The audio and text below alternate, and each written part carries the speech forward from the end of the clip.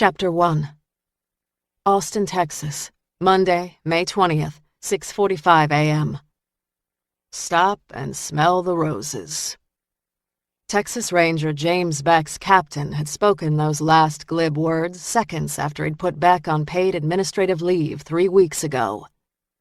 The words rattled in Beck's head as he parked his black Bronco at a murder scene located 20 miles south of Austin off Interstate 35's Access Road. The day's new sun glowed red over the haze of heat, rising over rolling, dusty western lands, blanketed with rocks, brush, and scrubby trees. On the road's shoulder sat a sidelined truck hauling lumber, a half-dozen county sheriff's cars, and a forensics van. Already, early morning commuter rubberneckers had snarled morning traffic. Oddly, the controlled chaos eased the tightness bunching the muscles in Beck's lower back. He was officially back in the saddle and free of the oppressive, slower pace of a forced vacation. The seeds of Beck's trouble began 6 months ago when Misty Gray, a 10-year-old girl, had vanished. The last person to see Misty had been her mother's live-in boyfriend, Matt Dial, who reported to police that the girl had left to play with friends and then vanished. After 3 days and no sign of the child, local authorities had summoned the Texas Rangers, and Beck had been assigned to the case. The Rangers, often relegated to tales of the Old West, were in fact a modern, elite part of the Texas Department of Public Safety, known as DPS.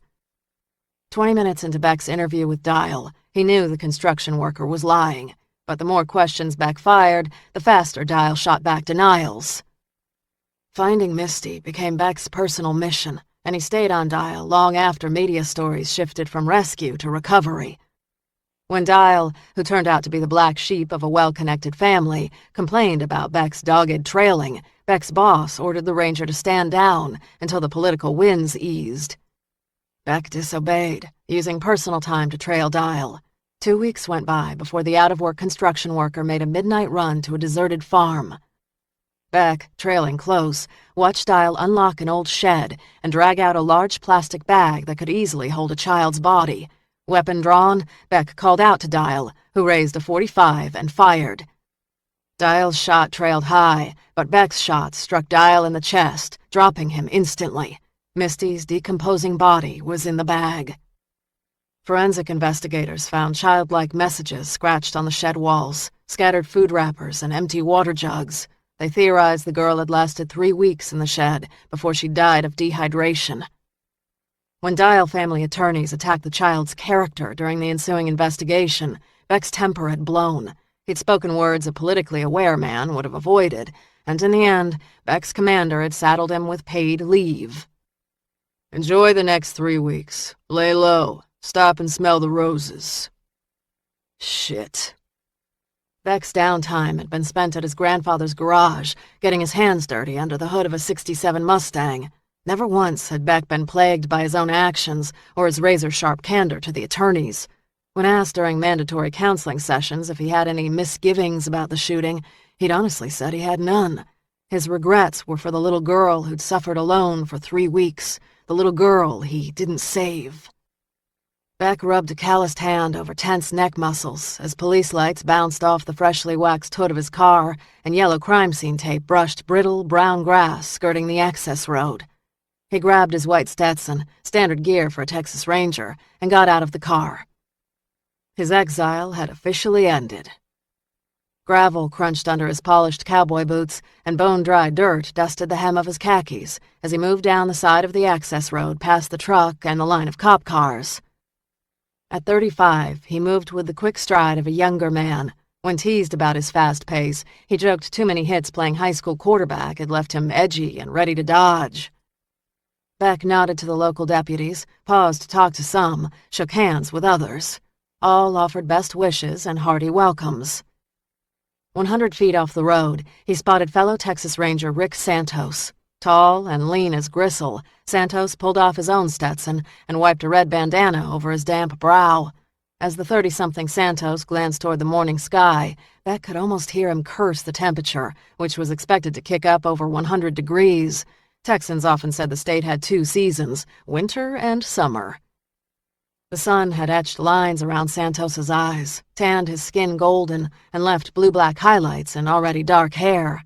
Santos's uniform was similar to Beck's, though he favored string ties over Beck's traditional.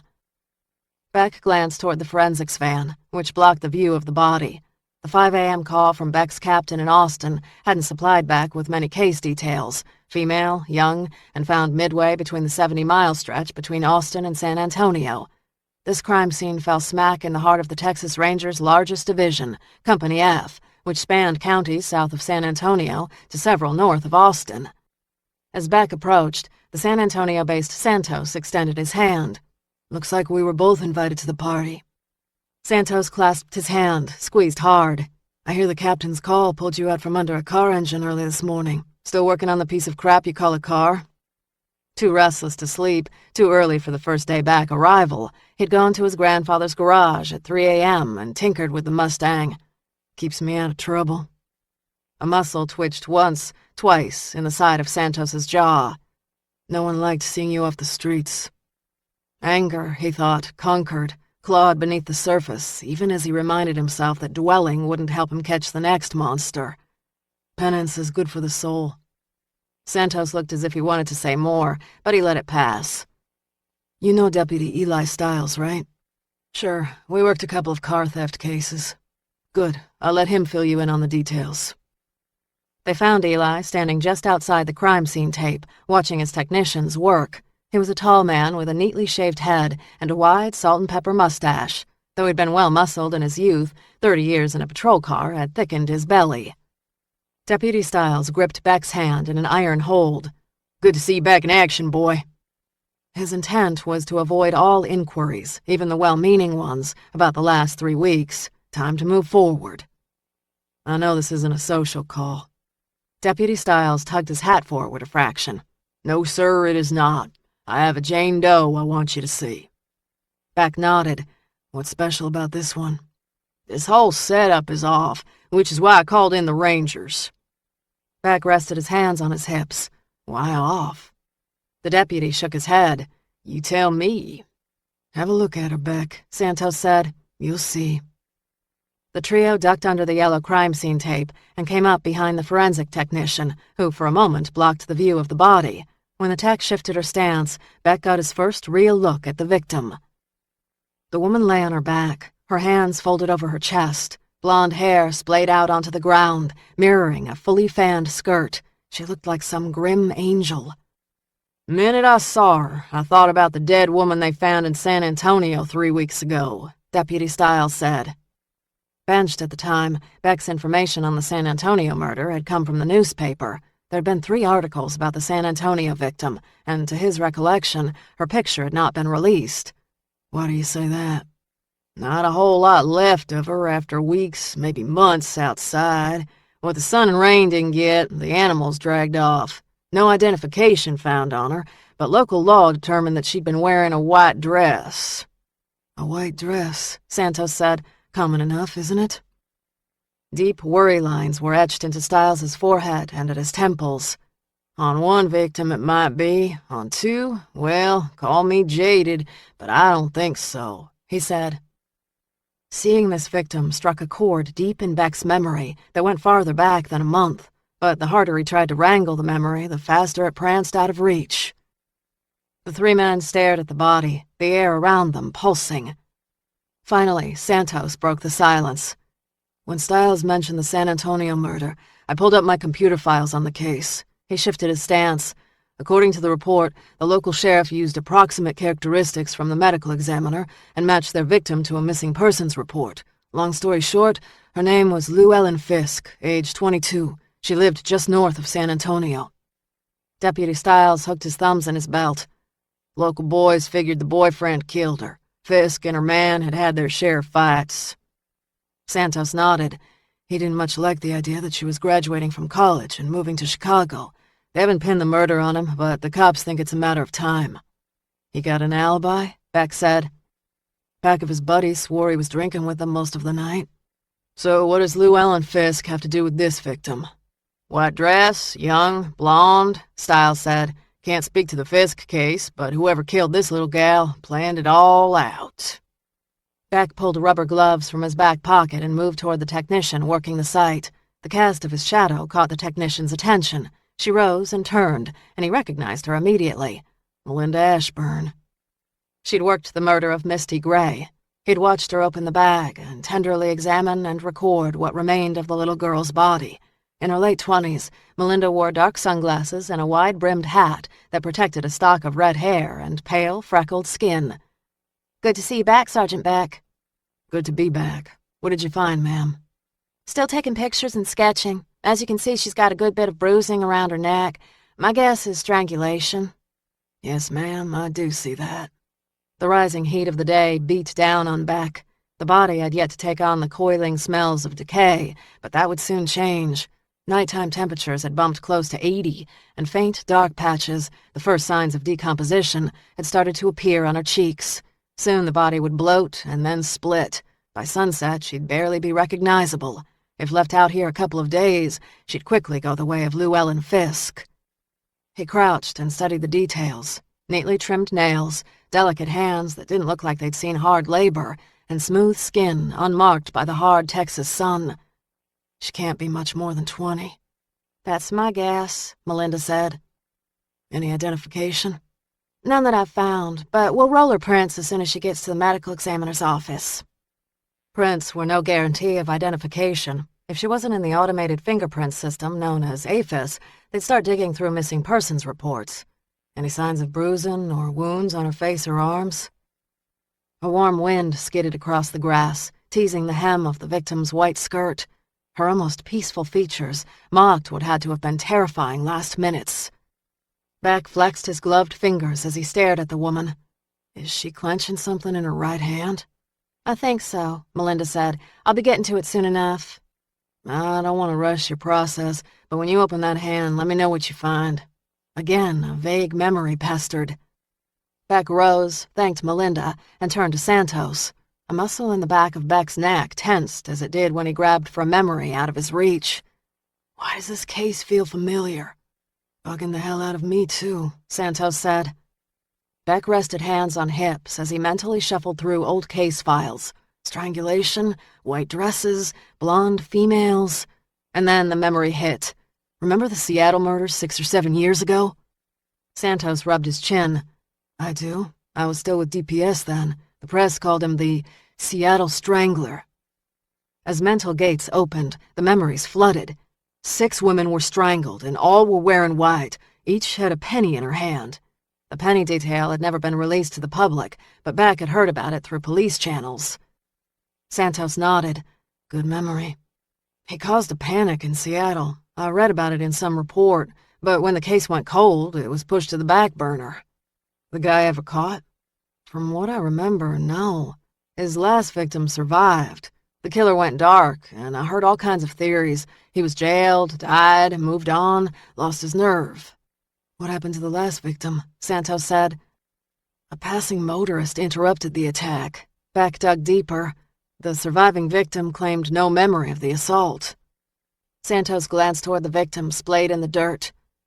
"San Antonio victim's bones were bleached white and scattered by the animals. We don't know how she died, and the penny didn't turn up during the search. No one was looking for it." "True, and if the killer left a penny, we had a hell of a storm last month that likely washed it away." As Santos turned to respond to a question from a DPS officer, Beck shoved out a breath and turned back toward the body. "Melinda, would you do me a favor and have a look inside that gal's hand? Mighty important." She nodded and squatted by the clenched hand. Carefully, she peeled back fingers, stiffening with rigor mortis. As she raised her camera to photograph her discovery, she said, "There's a penny." Beck leaned closer. "You sure about that?" "Very." She snapped dozens more pictures. Beck called Santos over and pointed to the victim's hand. Santos took one look at the penny and swore. This nut might have resurfaced in Texas? Or a copycat. Beck rubbed the back of his neck with his hand. He'd need all the information San Antonio had on the first victim and an identity on this victim quickly. "These cases could stir up a hornet's nest," Santos said. "I believe you are right." Melinda bagged the penny in a small zip-top evidence bag. "Beck, I'll pass it on to the medical examiner in Austin." "Thanks, Melinda. Appreciate that." Beck turned to Santos. I've got to get situated in the office, and then I'll swing by the medical examiner's office. I want to be there for the autopsy. He'd not seen his desk in 3 weeks, but he welcomed the waiting chaos. Sounds good, Sergeant. Beck turned back toward the road and caught sight of the big rig. The massive black cab hauled a trailer loaded with lumber. You said a trucker called in this murder? Yeah. He's still in his rig? Yep, and getting more pissed by the minute. He's squawking about schedules. Let me talk to him. Beck moved toward the truck cab and knocked on the driver's side door window. No one was in the cab, but these big rigs came with a rear sleep compartment. Beck's grandfather, Henry Beck, had been a long-haul trucker in his younger days before opening his garage, and often said that during his trucking days, he'd have traded a year's worth of steak and sex for a solid 12 hours of sleep. Beck pounded his fist on the side of the cab. Finally, a gruff, "Just a damn minute." Beck stepped back, squinting north over the median into the oncoming interstate traffic, now moving slower and slower as motorists tried to glimpse the crime scene. Soon there'd be a hell of a backup on I-35. After some shuffling, cussing, and more shuffling, the cab door opened and a tall bear of a man appeared. He wore jeans, a Dallas Cowboys black t-shirt, and a belt buckle shaped like Texas. He grabbed his hat from the cab, smoothing back thick gray hair before settling the cap on his head. "You here to tell me I can go?" "In just a minute or two. Right now I'd like a rundown." The trucker pulled a can of dip from his back pocket and tucked a pinch of tobacco in his cheek. "I already told the other cops."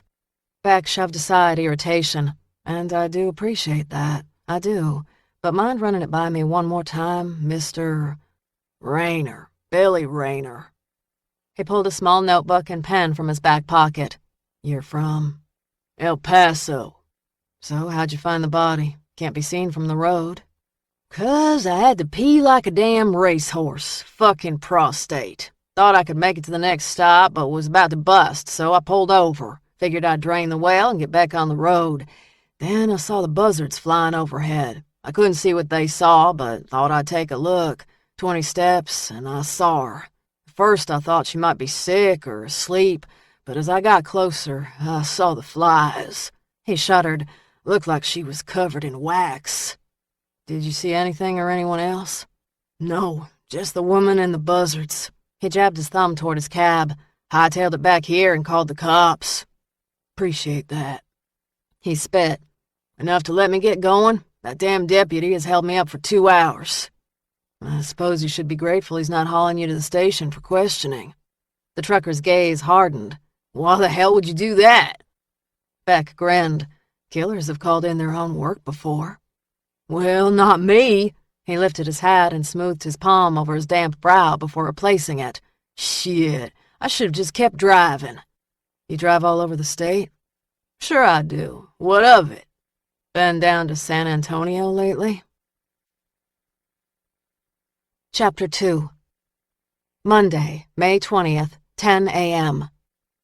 Beck got caught in the tangle of northbound traffic into Austin and arrived at the office an hour later than he'd have liked. He passed through the main lobby and paused at reception to show his badge. A middle-aged woman with ink-black hair, a barrel-shaped body, and thick-rimmed glasses grinned up at Beck. "Well, look what the damned cat dragged in." He removed his hat, grinning. "Susie, you're looking mighty fine today." A hint of color rose in her cheeks. "Glad to have you back, baby doll." "Glad to be back, darling." He'd never admit to Susie or another soul alive how much he'd missed the job. "So what you been doing with yourself these last weeks?" Stirring up trouble, stirring up trouble."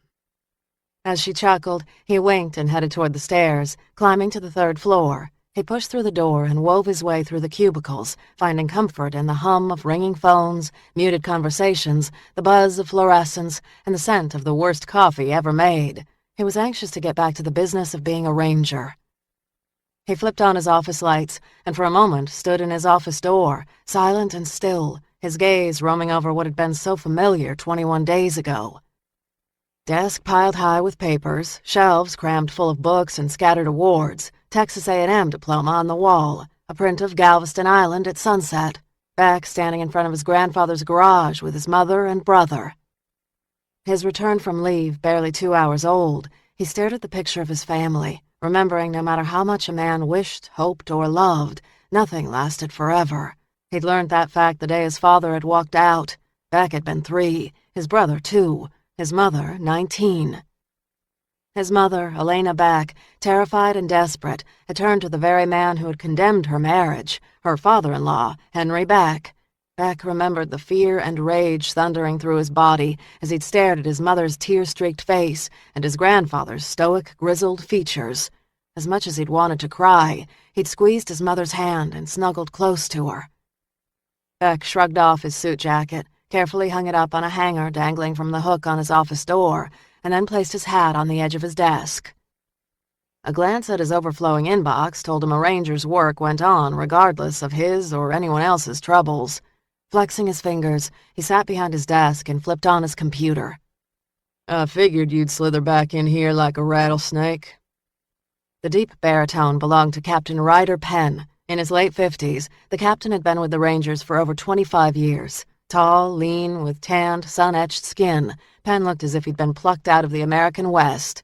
At his 25th anniversary party, there'd been jokes circulating that Stephen F. Austin himself had recruited him. Jokes aside, Penn was a crackerjack investigator. Beck rose, kept his tone even.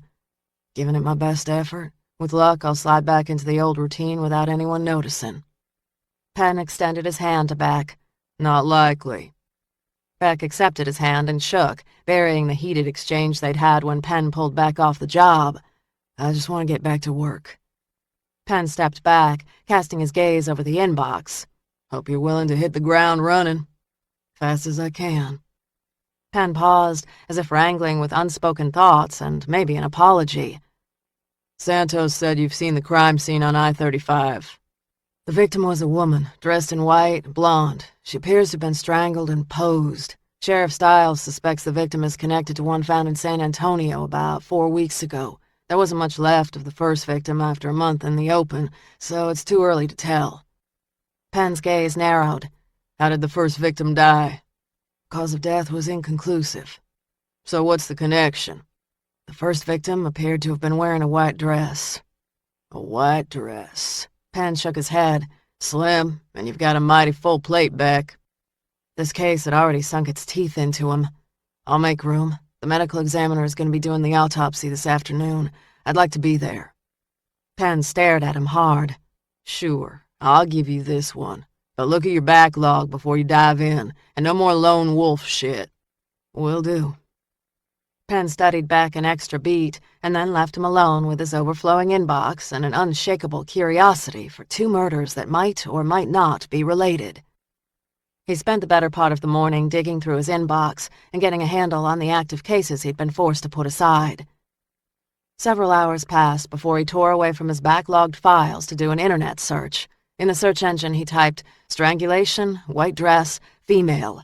Several unrelated hits appeared, but halfway down the page, a reference to the Seattle case popped up. He clicked the link to an article that had been written 5 years after the last attack. The anniversary perspective outlined the history of the 6 murder victims, all young women who'd been strangled and dressed in white. A 7th victim had survived her attack, but police had never revealed the woman's identity. The article also discussed the fact that police had never found the Seattle strangler. The hinges of his chair squeaked as he continued searching the Seattle Strangler case and reading through old online references to the case. 6 women dead, 1 survivor, a missing killer. Beck absently tapped his fingers on the keys to his computer and then checked his watch. Seattle would be 2 hours behind, making it about 12 p.m. West Coast time. He picked up his phone and dialed Seattle police. When he was finally connected to the homicide department and got a Detective Steve Cannon on the phone, he introduced himself. "Well, sir," Beck explained, "we have 2 murders that remind me a bit of a few cases you had some years back." He recapped the details of what he knew about his 2 victims. Detective Cannon hesitated. "I've had calls like yours over the years, cops like you who think a strangled blonde woman is linked to the Seattle Strangler. Your victims have a penny in their hands?" A heavy silence radiated through the lines. "No one has ever mentioned the penny." Cannon hesitated. "We kept that detail close to the vest." Beck doodled a box around Seattle on his desk pad. "The guy was never caught." "No, he was not." Defensiveness sharpened the words.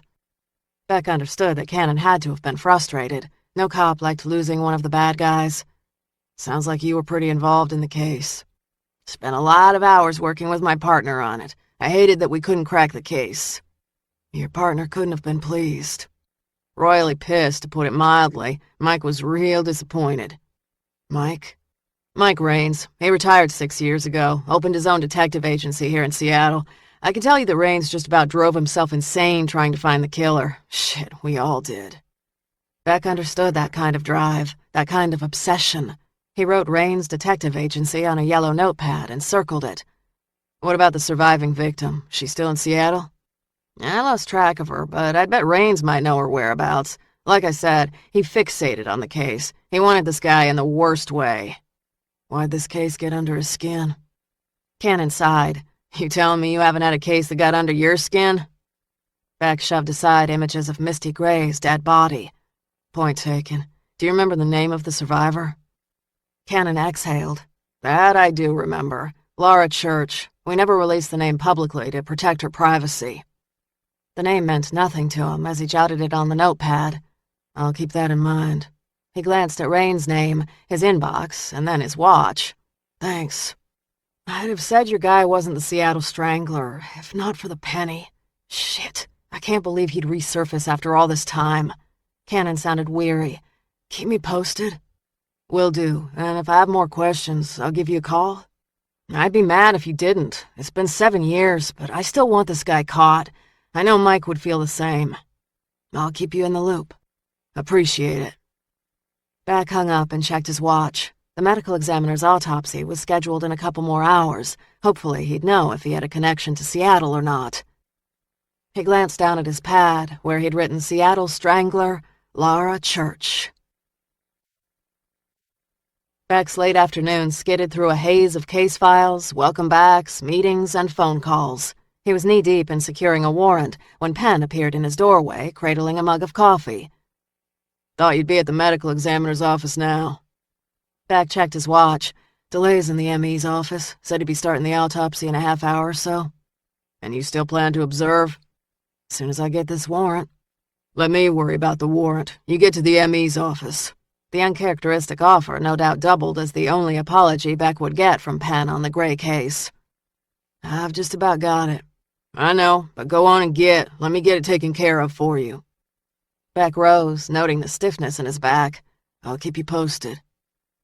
A wall of heat hit Beck as he moved out of the air conditioning of the ranger's offices and moved across the parking lot to his car. Even late in the day, heat thickened the interior, and the leather seats scorched his back as he slid behind the wheel and fired up the engine.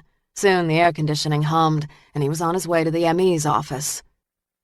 Out of his car, heat rose off the asphalt as he crossed to the medical examiner's building. The thick smell of ammonia and death greeted him as he signed in and strode toward the medical examiner's office. A reed-thin man with a dark mustache stood behind a desk covered in stacks of files, journals, and papers. He wore scrubs and a surgical cap, which covered a stock of dark hair. Heard you might be joining me. Doc? Dr. Hank Watterson was in his late 30s and had joined the medical examiner's office just months ago. From Colorado, he'd served in the Air Force after graduating from medical school. Beck, Santos called. He'll be here in 10 minutes. Traffic delay. A ranger spent a good bit of his time in the car covering his territory and understood stalled traffic, storms, and a dozen other delays could slow him down. After more pleasantries, Beck donned a surgical gown and gloves and followed Watterson into the autopsy room. The victim lay on a stainless steel gurney. A white sheet covered her slight frame, except for the shock of blonde hair, which peeked out by her shoulder. I did a quick look at the body this morning. The bruising around her neck is consistent with strangulation, but I'll make the official call once I've done a full exam. Dr. Watterson's assistant, Fran, a slight woman with mousy brown hair, nodded to Beck as she clicked on the overhead light and double-checked the instruments. "Ready, Doc," she said. The doors pushed open, and Santos appeared, unruffled and ready to work. "Give me a minute and I'll be good to go." He removed his hat and, like Beck, donned surgical gear. Santos stood shoulder to shoulder with Beck as the doctor began the external examination of the body. She'd been a pretty little lady. Petite, delicate frame, high slash of cheekbones. She had no signs of drug use and sported a yellow rose on her right ankle. The doctor did a full set of x-rays, including her neck, which he put on the viewing screen. The hyoid, a horseshoe-shaped bone in the center of the neck, had been snapped. She was strangled, Dr. Watterson said. The snapped hyoid is consistent with strangulation. The internal exam showed no stress to internal organs. This woman had lived a clean life. What had attracted the killer? Her beauty and youth could have been factors, and her small stature would have made her an easier target. When Beck stepped out of the autopsy room 2 hours later, the digital clock read 7:02 p.m. His stomach growled, and he realized, except for a pack of nabs, he'd not eaten since a bagel at the garage. Coffee and a steak would tank up his reserves and keep him moving for hours. Dr. Watterson emerged from the exam room. Here are her personal belongings. Beck and Santos tossed their scrubs in the hamper and took the plastic bag filled only with a white dress. The simple dress was made of white cotton and brushed. Lace trimmed a scooped collar and a hem long enough to brush her ankles. "There's no label," Beck said as he inspected the inside collar. "It looks handmade," Santos said. Beck rolled a length of lace between his calloused fingers. "I called Seattle this morning about their strangler case. Kind of premature? Maybe, but the killer took his time, and Seattle never caught their strangler." Santos shrugged stiff shoulders. "What do you know about the survivor?" "Only a name, Lara Church. The lead investigator has retired but is still in Seattle, a private detective now." "So you gonna call him?" "I want to dig more on our end, see if there are more connections." "What's that in the evidence bag?" Beck dug out a small plastic bag containing a penny. He studied the coin through the plastic. "The penny is dated 1943. A heavy patina suggests extensive circulation, but there's nothing remarkable about it. So why put a penny in her hand? Why dress her in white, and why lay her on the side of the road? Crazy's got its own set of answers." Beck didn't have to wait long before he got identification on his Jane Doe. He'd been back at his desk less than an hour when a detective in Austin's Missing Persons division called. "Jim Beck," he said, cradling the phone under his chin. "Detective Walter Cass with Austin Police Missing Persons." Beck leaned forward in his chair. "Detective Cass, what can I do for you?" "I think I might have a hit on your Jane Doe." "Really?" "We started a file yesterday on a Gretchen Hart, age 22. She'd been a waitress at a diner near the university. Her boss got worried when she didn't show up to work 3 days ago. He sent one of the other waitresses to her apartment, and when she didn't answer, the gal got the manager to open up Hart's place. No signs of trouble, but no Gretchen. She could have just taken off. Not her style, according to the boss. Punctual and hard-working. She was a student studying English at the university and using the waitress gig to pay bills." Paper rustled through the phone. "I'm looking at your autopsy picture, and it matches the pictures I have." Beck scribbled the woman's name on a pad. "The victim's prints have no hits in APHIS. I doubt this gal would be in the system. Seems squeaky clean. What happened to your victim?" "Strangled. Body found this morning on the side of I-35. Cass released a sigh. "Sorry to hear that." "What can you tell me about her?" "I don't have much else other than a DOB, height, and weight, but I can give you her boss's name, Mac Rivers of the River Diner." "Can you send me her picture?" "I'll upload it now." "Thanks." Beck hung up and checked his watch. 10:15. Minutes later, the picture arrived in his email. A quick look, and he knew he had his victim. The image featured a bright-eyed young girl who stared directly into the camera. Long, full blonde hair framed a face with skin as smooth as porcelain. His thoughts flashed to the crime scene and what the killer had done to this young woman. Damn. A quick phone call to the River Diner told him he had 2 hours before closing. Standing, he stretched the knots from his back and crossed to his door, where he retrieved his coat. He grabbed his hat and headed out. The diner was less than a 10-minute drive from his office, and within 20 minutes he sat in a booth scanning a menu. The place was nice enough, fairly new, but built to resemble a classic 50s diner. The waitresses were young and wore matching pink t-shirts that said The River Diner. Beck ordered a burger, fries, and a soda, and asked for the owner. The waitress hesitated and eyed him carefully for a moment, and then left. Minutes later, a man approached him. Early 40s with dark black hair and olive skin. He wore the same t-shirt as the waitstaff, but grease and flour stains covered his. "I hear you wanted to see me?" Beck rose. Sergeant Jim Beck with the Texas Rangers. Mac Rivers.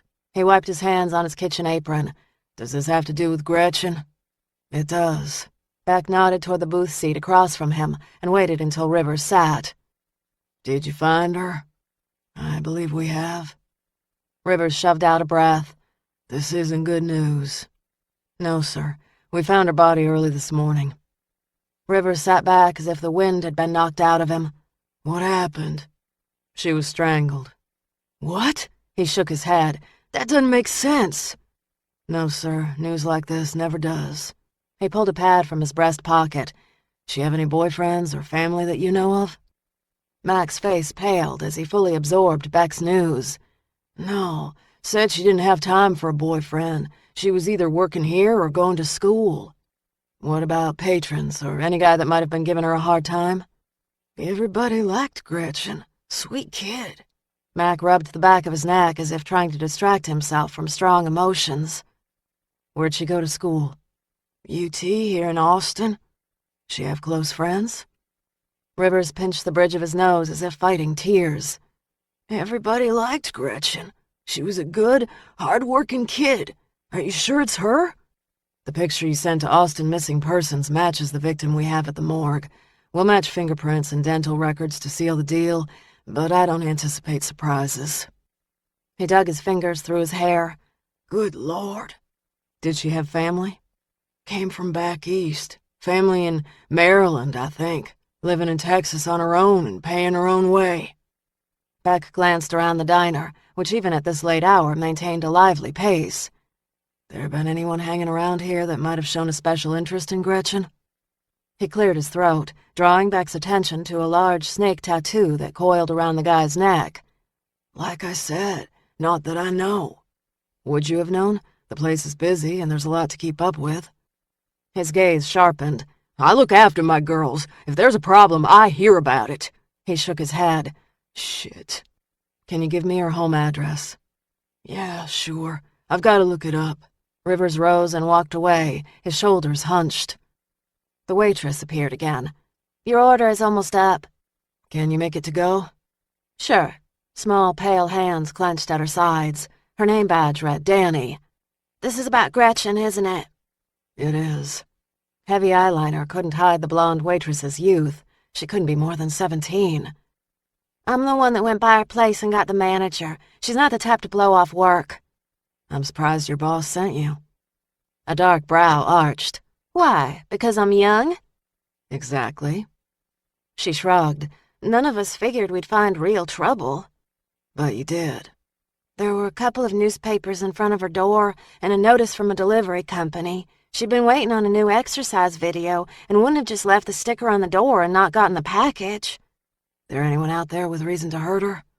She's like the ultimate goody two-shoes. She never made anyone mad. Danny, how long have you known her? Not super long. A couple of months. She was nice. No one gave her trouble? No one. The customers loved her. You get lots of regulars? 80% of the business is repeats. Our cook makes good food, and it's cheap, so people keep coming back. Rivers appeared with a note card that he handed to Beck with a hand that slightly trembled. Here you go. Thanks. He glanced at the address, apartments near the campus. It was late, but Beck wanted to visit Hart's apartment. Thanks. If I've got more questions, I'll give you a call. Danny and Rivers promised to answer whatever questions he had, and after leaving them both his card, he left. He called Santos. It's Beck. I spoke to the owner of the River Diner. He's given me Hart's address. He repeated the address to Santos. I'll meet you there. How long will it take you to get up to Austin? I'm halfway, a half hour. Rangers worked until the job was done. Didn't matter how long. They just kept working. The diner people give you any idea who might have done this? As far as they were concerned, she was an angel. Chapter 3. Monday, May 20th, 11:15 p.m. Beck pulled up to the large apartment complex just after 11. He'd called ahead to the manager, who now waited for Beck outside the 3-floor apartment building. As he got out of his car, Santos rolled up in his Bronco. Santos slid out of his car, a file in his hand. I brought this for you. It's the Llewellyn Fisk case file. Beck accepted the thin file. Have you had a chance to read it? Yeah, when you read it, we'll compare notes. Right. He locked the file in his car, and the two men went to the front desk, where the apartment manager met them. Beck and Santos showed her their badges. Yawning, the manager, a heavy-set woman in her late 20s, grabbed her master key and walked toward the steps. Over faded, low-riding jeans, she wore a king-size orange Austin Music Festival t-shirt. The sounds of music and laughter rumbled through the building as they climbed to the 3rd floor. A short walk down an industrial carpeted hallway led them to apartment 306. As the manager opened the door, two girls, giggling and dressed for a party, burst out of the apartment next door. The girls took one look at Beck and Santos, and their grins faded. "Hey, what's going on?" The question came from the taller of the two girls. She had dark hair that swept over her shoulders and the straps of a red halter. Short jean shorts and heels completed her look. "Is Gretchen okay?" Beck glanced between the tall brunette and her friend, a tall, sturdy blonde who wore dark blue eyeshadow and a pink sundress. "Did you two know Gretchen?" The brunette and blonde nodded. "Yeah," the blonde said. "I mean, we didn't know her super well, but we saw her in the hallway and elevator, and last month she came to the mixer hosted by the apartment management." "And your names?" Beck said. "I'm Janice Davis," the brunette said, "and this is Lindsay Michaels." "When is the last time you saw Gretchen?" Santos said. The girls glanced at each other as if stumped by the question, before nodding. "At the mixer last Thursday," Lindsay said. "She was drinking a margarita and talking to Sam." "Who's Sam?" Santos said. The manager answered. "Sam Perkins. He lives on the 3rd floor. They often talk to each other at property-sponsored events." Beck wrote the name down. "They were dating?" The girls shook their heads. "No," Janice said. "They just kind of flirted a lot. Sam knows that after graduation, Gretchen is going to move to New York." "She was planning to leave," Beck said. "Yeah," Lindsay said. "She was going to work for some PR firm. She was super thrilled to be going and couldn't wait. But don't think Sam had a problem with that, 'cause he didn't. They were just good friends. Fact, I don't think they ever even hooked up." "She date anyone?" Beck said. "No, she was all about the job and getting to New York," Janice said. "She even started wearing lots of black because she said everyone in New York wears black." "She's not had any trouble, and I mean anything," Beck said. "No." Janice fingered a dangling silver earring. Lindsay chewed her bottom lip. "She got along with everyone." "Not everyone," Beck thought. "Thanks, ladies. We do appreciate your time." He took down their contact information and gave them his card, instructing them to contact him if anything new came to mind. Lindsay stared at Beck's card. "Texas Rangers. What happened to Gretchen?" "We're just asking questions right now. Nothing to report." The girls frowned, clearly worried by his presence, but neither pressed the issue, and they hurried down the hallway. When the manager opened the door, she stood back, all traces of annoyance replaced with curiosity and worry. "So what is going on?" Beck smiled. "Did she have a roommate?" "Each room is rented individually. The other gal in the apartment gave up her room in February when she dropped out of school. It being mid-semester, she was still on the hook for rent, so we've not bothered to re-rent it. I heard she was trying to sublease, but it never happened." "So Gretchen lived alone?" "For the last 10 weeks or so, yes." "I'm gonna need all of Gretchen's contact information. Parents, family, emergency contact."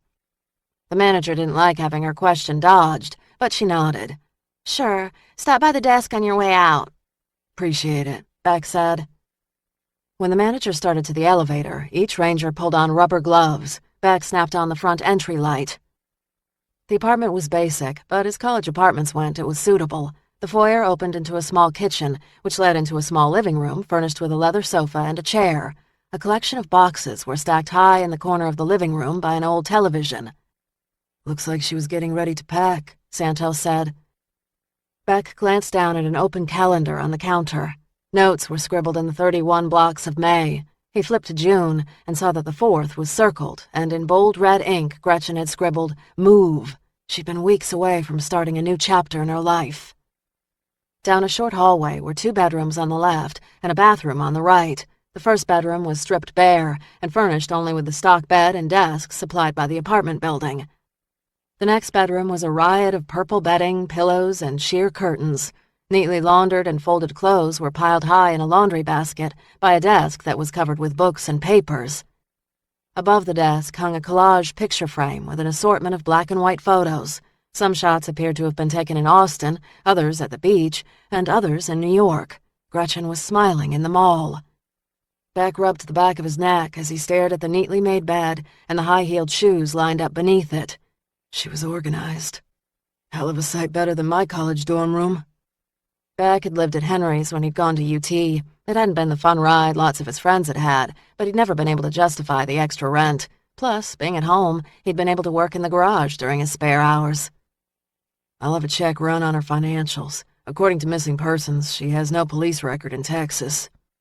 Santos leaned into a picture of Gretchen hugging a woman who could have been her mother. Kid seemed to be doing everything right, played by the rules. Beck opened her closet. It was crammed full of clothes that came in every color but white. She doesn't seem partial to white. Santos glanced over his shoulder. The whole room is color. Beck captured a red coat sleeve between his fingertips. Nice material. The dress we found her in was homemade. So the killer put her in it? In Seattle, the killer did redress his victims. You actually think we have the Seattle Strangler? Shit, I don't know. Fatigue hung heavily on his shoulders. He'd had 2 hours of sleep last night, and the adrenaline from this morning had waned. They spent the next hour searching the apartment, going through her mail, her notes, her school books, and even the kitchen drawers. No evidence suggested she'd been threatened, hassled, or stalked. How the hell did she catch his attention? Beck muttered. They'd have to dig and peel away the layers of her life before they could hope to find that answer. Most folks who stayed on the straight and narrow didn't find themselves murdered. Generally, it was the folks who strayed to the dark side, drugs, alcohol, or prostitution, who got tagged. But there were exceptions. And after 2 hours of mining information and finding nothing, he wondered if Gretchen Hart hadn't been one of those who just attracted the attention of a nut with his own twisted agenda.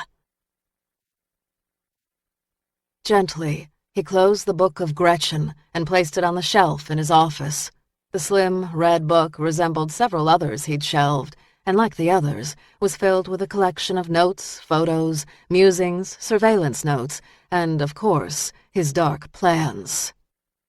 Keeping and creating the books for his girls was such a part of his process now, he didn't think he could just kill anyone without knowing them. His books created an intimacy, a connection, a bond. He'd been watching Gretchen since Christmas. He'd seen her crossing the university campus. It had been a cool, brisk day, and she'd been wearing a black turtleneck, jeans, and boots. She'd stopped for coffee, a non-fat latte. She'd been talking to a friend, laughing. Her eyes had danced with excitement, and she'd spoken of moving to New York. "I'm counting the days," she'd said. He'd kept his gaze on his newspaper, but he'd not seen a single word after she'd come into the shop. She had consumed him, overtaken him. And that exact day, he'd gone out and purchased one blank red leather-bound book and had her name engraved in gold raised lettering on the cover, Gretchen Hart.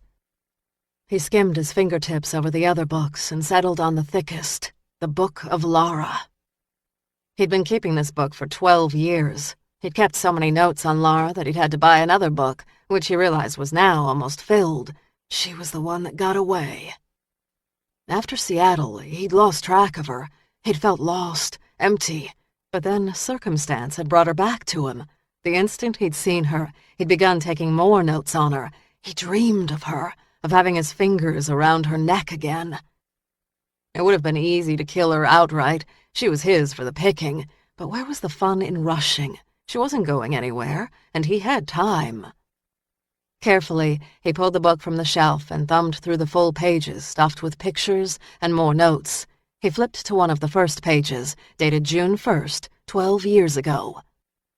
When I saw her, I just about tripped over my own feet. She looked so sweet, so lovely, and so sad. I couldn't find the right words to speak when she said hello, so I fumbled a quick, awkward greeting. Immediately, a keen stirring inside me made me sit a little straighter. I stretched my arms as if awaking from a slumber. When I slept, it was not a restful time. I dreamed more than I had in years, and all my dreams focused completely on Lara. He ran his hand down the page. He was no longer a stumbling fool as he had been 12 years ago. He was a man in control of himself. Lara was the one whom he craved when he'd strangled Llewellyn and Gretchen.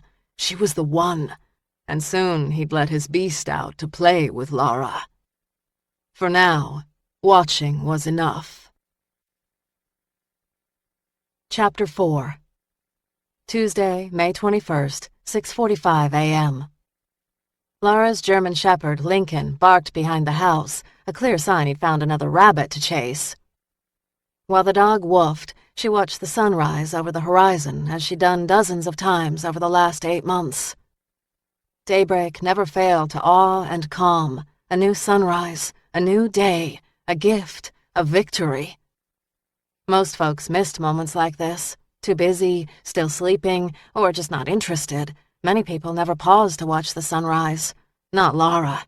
She watched every one she could.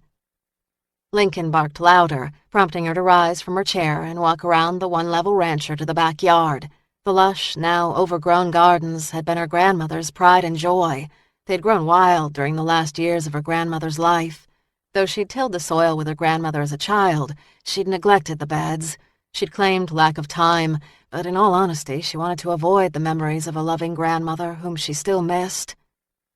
To appease her grandmother's spirit, she'd bought a collection of annuals and put them in scattered pots on the porch, but so far she'd not been great about watering them.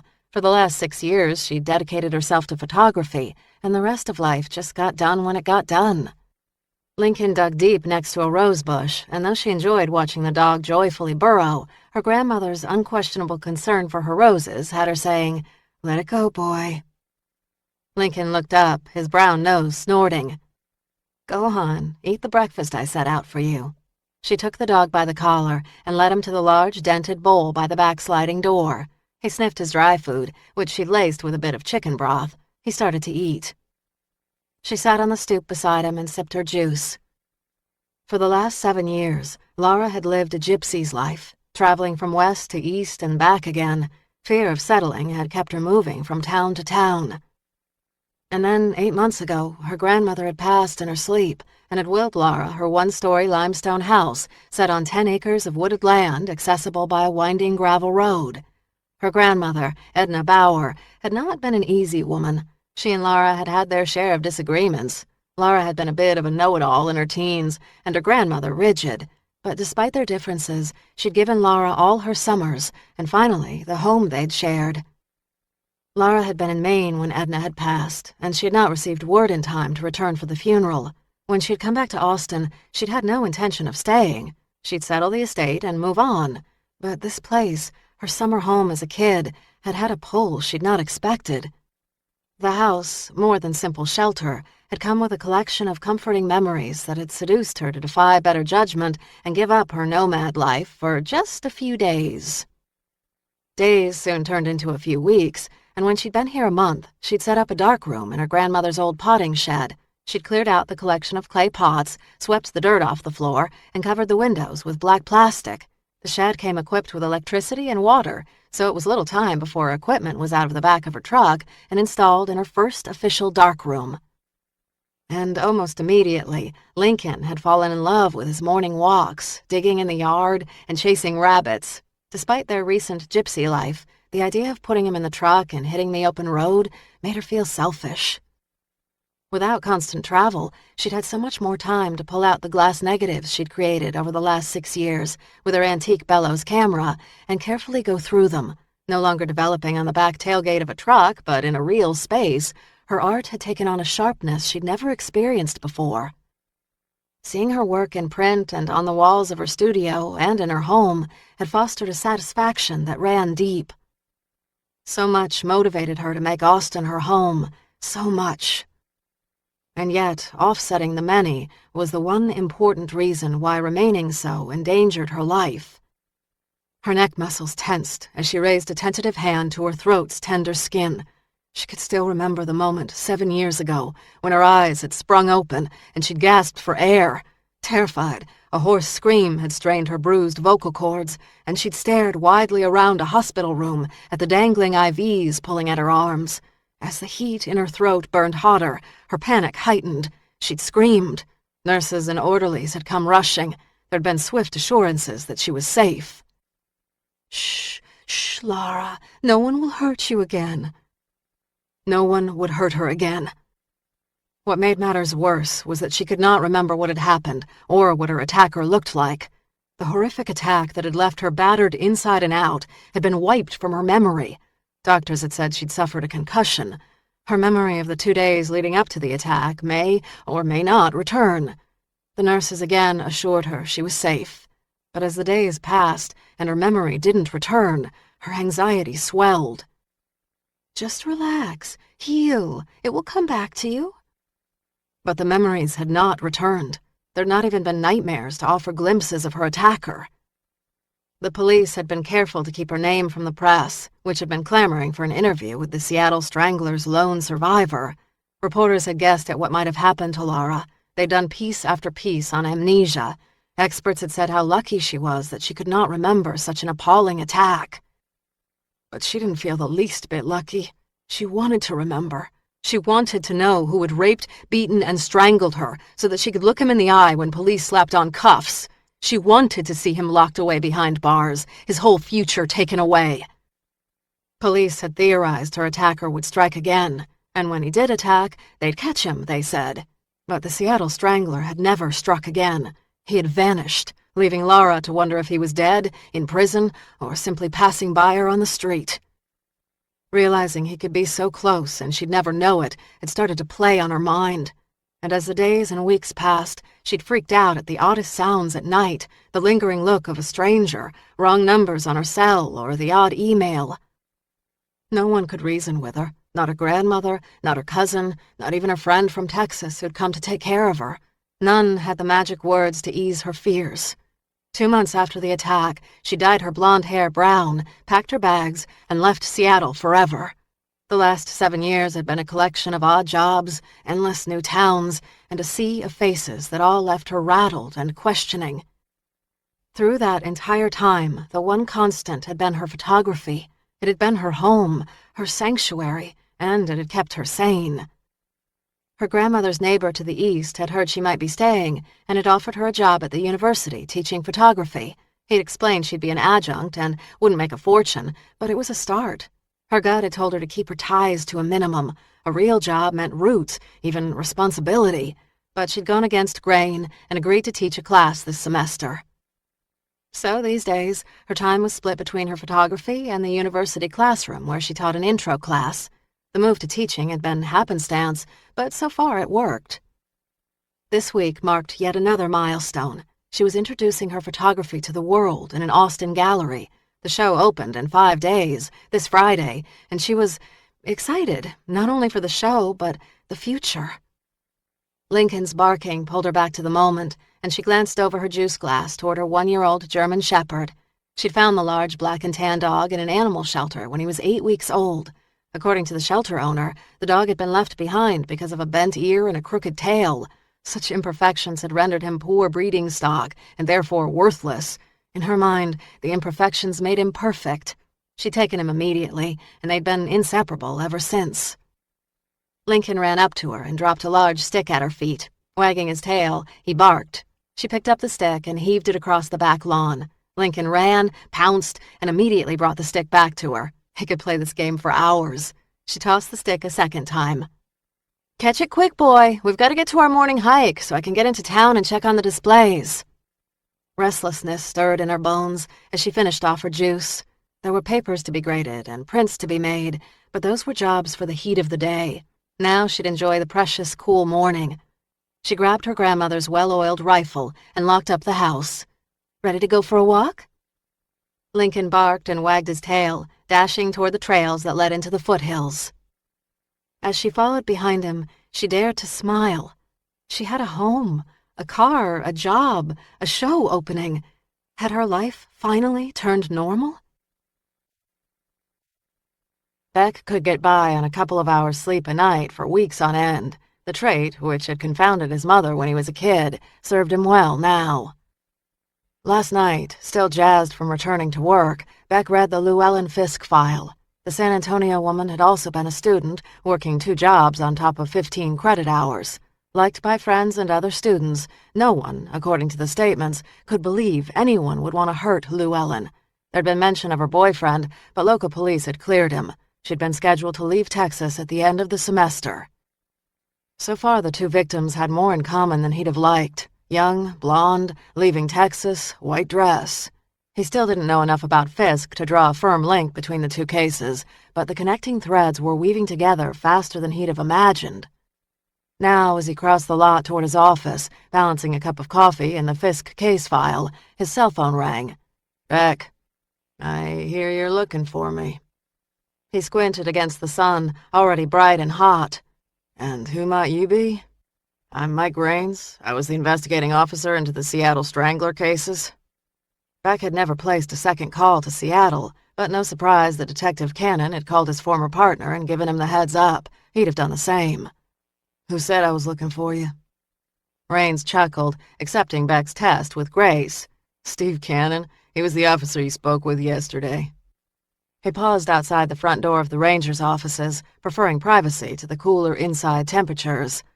"What else did he say?" "Steve and I went to the academy together. He was there when my kid was baptized, and I was there for all his 6 kids' christenings. We were partners for 8 years. When you called, he thought I'd like to know. He told me you've got a case reminiscent of the Seattle Strangler." "Right now, I can't say for certain what I have. There are a couple of red flags you need to watch out for." "Such as?" "Cannon said there was a penny." Beck turned from the building's front entrance, but didn't acknowledge the statement, not knowing if he actually had Mike Raines on the phone. "Was the year 1943?" Raines prompted. He could have been speaking to the Almighty himself, and Beck wouldn't have given case details away. "I can appreciate you not wanting to talk. Shoe on the other foot, and I wouldn't be talking to you. The first 6 victims in Seattle had pennies dated 1943. All the victims died except the last." "I'm listening." "Her name is Lara Church." And according to Cannon, only a handful of cops knew the name of the survivor. "I spent many a long hour trying to crack this case. More sleepless nights than I could count." He hesitated for a moment. "In the end, it was too much. I retired from the force." "Yes." After a pause, Raines said, "I'm a private detective now, and I make my own hours. I'd like to come down to Texas and help you with the case. Unofficially, of course. Before I die, I want to see this guy caught." "That's mighty generous of you, Mr. Raines, and if I need you, I'll be sure to call, but we got the resources here in Texas to catch this guy." "He's a smart one, Sergeant Beck. I can help you." "Well, sir, no disrespect, but you had a couple of years to catch this guy, and you didn't. Now it's my turn." Another hesitation. "I've got information that might help." "Such as?" "Count me in and I'll tell you." Laughter rumbled in Beck's chest. "Why don't you let me have a crack at the case, and I'll be sure to call if I need you." "I want to help." "I'll call if I have a question." He hung up. Raines could be a resource, or he could be a liability, and until Beck got to know his cases and the Seattle cases, he had no intention of reaching out blind to Raines. As Beck reached for the front door, he heard, "Sergeant Beck?"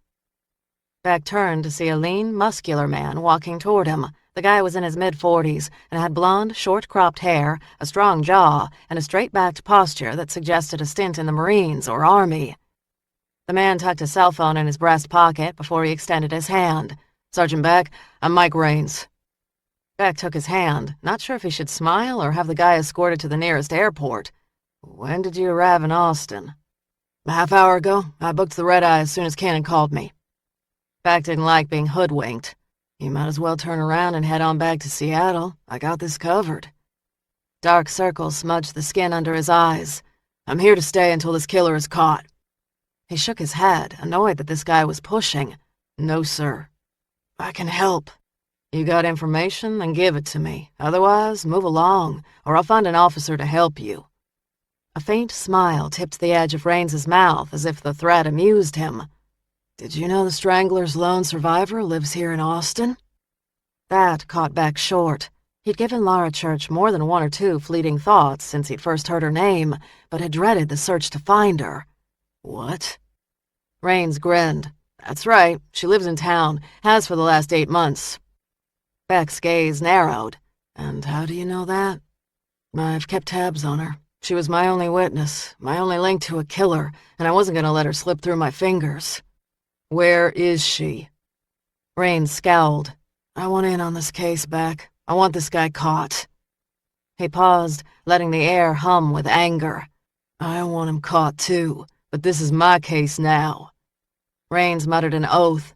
You've never had a case that dogged you or got under your skin? Misty gray. Beck didn't answer.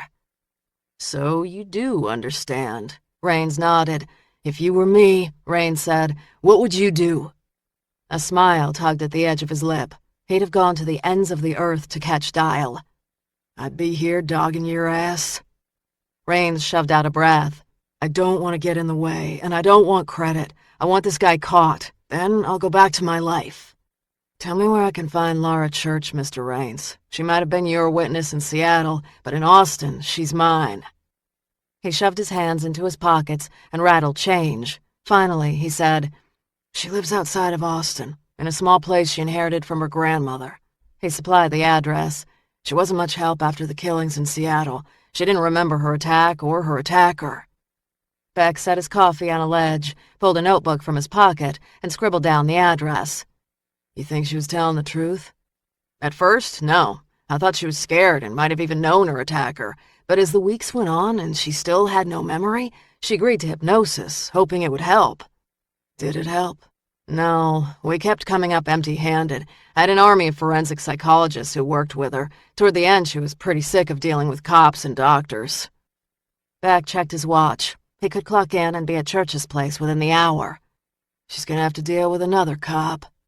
I'd tag along, but I think you'll get more out of her if you see her alone. She was pretty angry with me toward the end. I'm not good at letting go. Really? Never would have thought it. Beck shifted his stance toward Raines.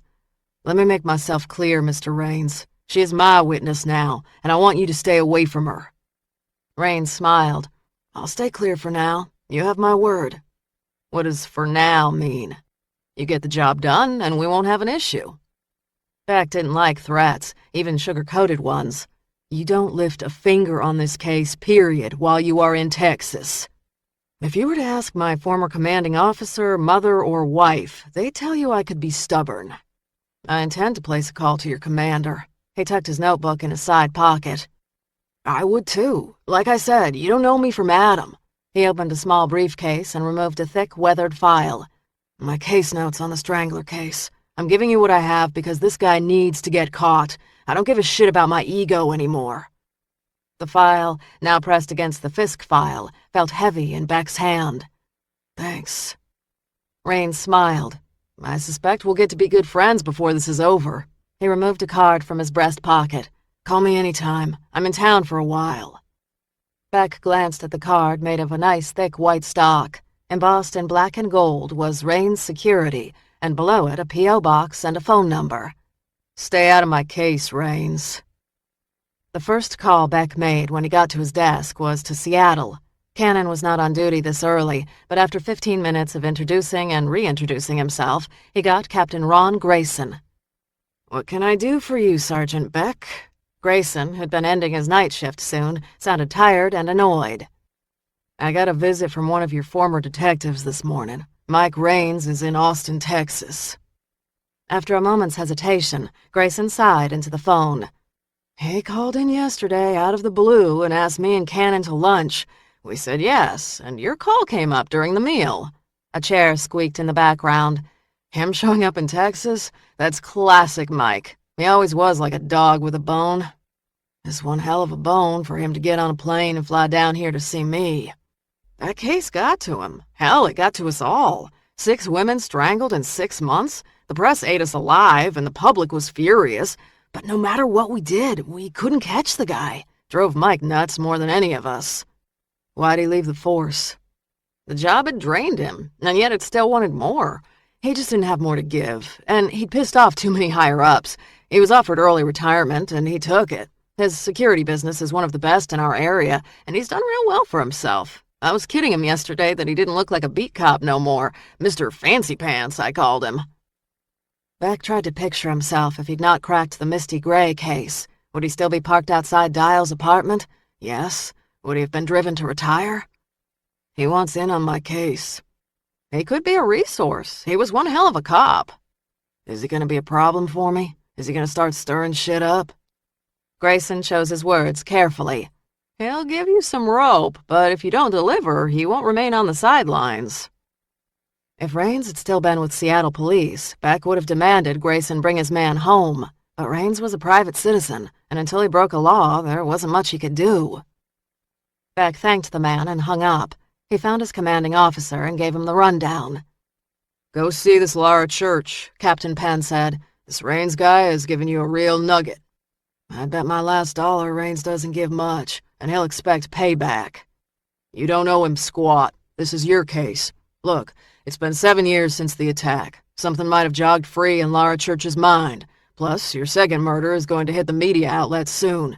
I don't want her reading about strangled women, connecting dots, and bolting. I'll head out there now. Keep me posted. Chapter 5 Tuesday, May 21st, 9 a.m. Beck's black Bronco kicked up dust as heat wafted on the horizon as he wound his way up the back road toward Lara Church's home. Without Raines, it would have been a bitch to find Lara Church, who resided in a house still under her grandmother's name.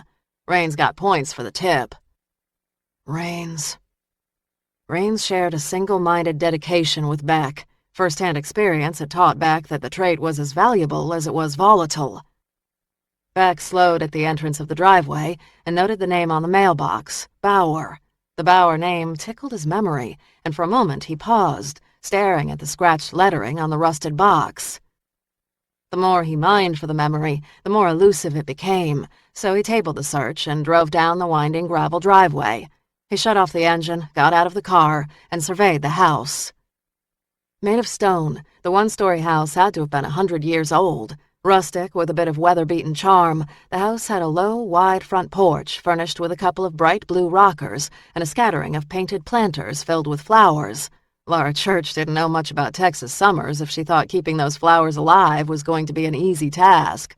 Last summer's heat had cracked foundations and dried out wells. One missed day of watering, and the heat would burn up those pretty little flowers. A rustic wind chime dangling from the porch jingled gently in a breeze. Twin sets of windows decorated with faded red curtains flanked the front door. A new stained glass oval hung above the door. Before he'd headed up here, he'd run a check on Lara. There'd been no priors in the system, but a quick internet search led him to the 101 Gallery located on Congress Street in Austin. According to the gallery site, Lara Church was having her first photographic exhibit opening this Friday. It was entitled Mark of Death. It didn't take a shrink to figure out what lurked behind her subject matter. The gallery site included several of Lara's black and white images, but there'd been no picture of the artist herself. In the distance, he heard a dog bark. Judging by the animal's deep timbre, it was big and running in Beck's direction.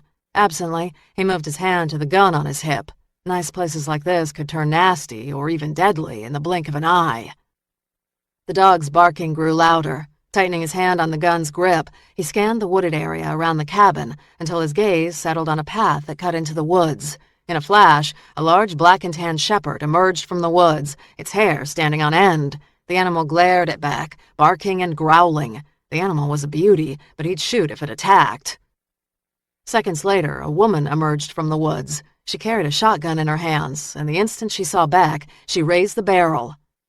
Beck didn't hesitate. He drew his gun and pointed it directly at the woman. "Texas Ranger, drop the gun now." The woman stared at him, her gaze a blend of surprise and wariness. "Put the gun down." Each word was sharpened to a fine point. She lowered the tip of the barrel a fraction, but didn't release the gun. "How do I know you're a Texas Ranger?" The Texas Ranger uniform was easily recognizable to anyone who'd been in Texas more than 5 minutes, but that discussion came after she released the weapon. "Put the gun down now!" He all but shouted the command over the dog's barking. "Now!" Carefully, she laid the barrel down and took a step back as if she was ready to bolt into the woods. The dog bared its teeth, but she made no move to calm the animal. She might have surrendered the gun, but the dog remained a threat. He braced his feet. "If your dog lunges at me, I will shoot him." Her gaze flickered quickly between the dog and his gun. She understood he'd meant it. Okay. She looped her fingers through the dog's collar and ordered him to heel close at her side. You and the dog step back. Why? Do it! He glanced at the shotgun, knowing he'd not breathe a sigh of relief until he had it in hand. I am not turning around. Her raspy voice stutter-stepped with panic. I want to see your badge. He studied her. If this was Lara Church and she'd survived the strangler, fear would be a logical response. Step away from the gun. She drew in a breath and moved back with the dog. He picked up the shotgun and holstered his gun. Slowly, he pulled his badge from his breast pocket and held it up to her. Sergeant James Beck, he said. Okay, Sergeant. He opened the break-action shotgun and found 2 shells in the double-barreled chamber. The safety was off. He removed the shells. You always greet people with a shotgun? He glanced from her to the growling dog. When I'm alone, yes. And it is registered, and I am on my land, so I'm well within my rights to carry a weapon. As he held a rifle, he glared at her and the barking shepherd. You know how to shoot it? Blue eyes held his. I sure do. As the adrenaline ebbed from his veins, his brain processed the details he'd only skimmed over moments ago when she'd been holding the gun. She was a slight woman, not much more than 5 feet tall. Long, light brown hair gathered in a loose ponytail that left strands of hair free to frame a narrow face. Peaches and cream skin, a high slash of cheekbones, and blue eyes combined to create a face that would have made any man look twice. Why are you here? Her raspy voice, seductive in quieter tones, was powerful when rising above the dog's barking. Quiet that dog. She tugged gently on the shepherd's collar, and he stopped barking. What can I do for you, Sergeant Beck? You are Ms. Lara Church? Her slim frame tensed as she released the dog's collar and scratched him between the ears. That is correct. Can I have my gun back?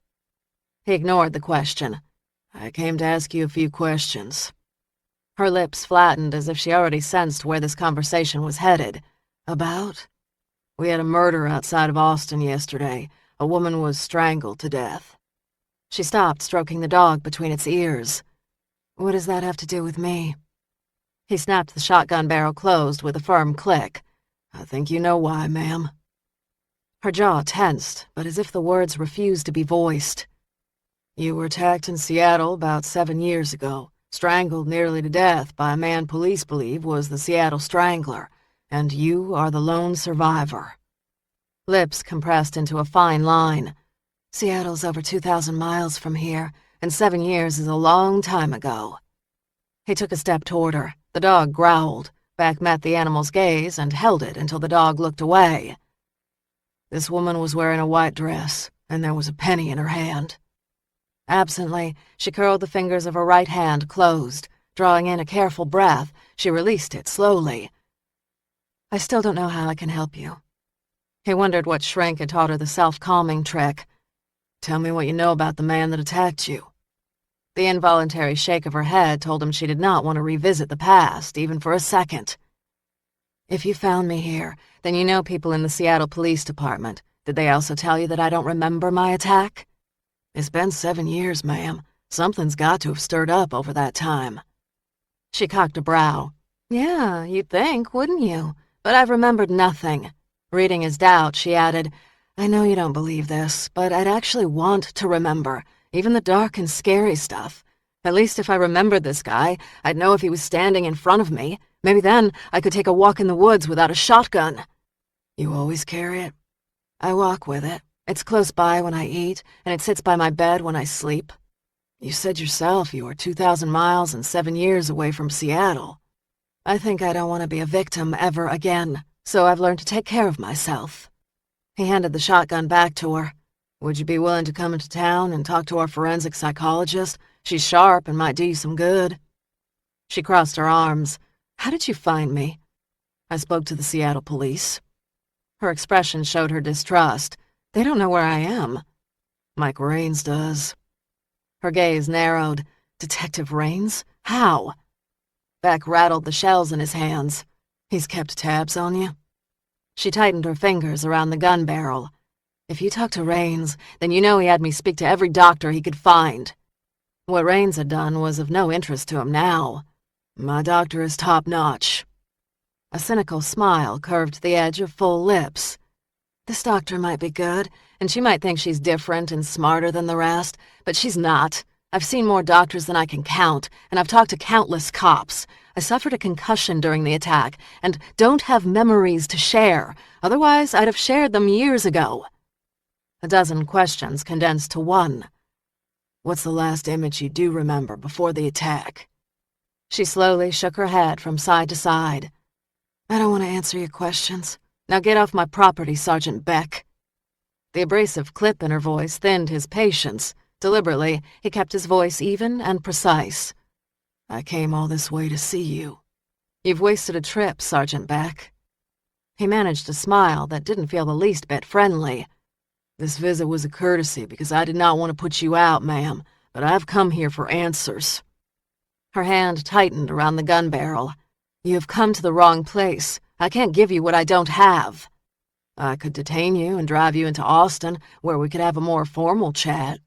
Cops, so predictable, she muttered as she rubbed her temple with her fingertips. You've no cause to take me anywhere. Ma'am, you are a material witness in an active murder case, and I have every right to take you into Austin. I don't remember. She sounded weary. Appears to me you haven't even tried that hard. She tipped her head back as if struggling for patience and control. If I had any detail, I would tell you. I really would, but I don't. It's in this morning's paper. I haven't had the chance to read it. Then I suppose you haven't read about the woman in San Antonio? The paper never said how she died.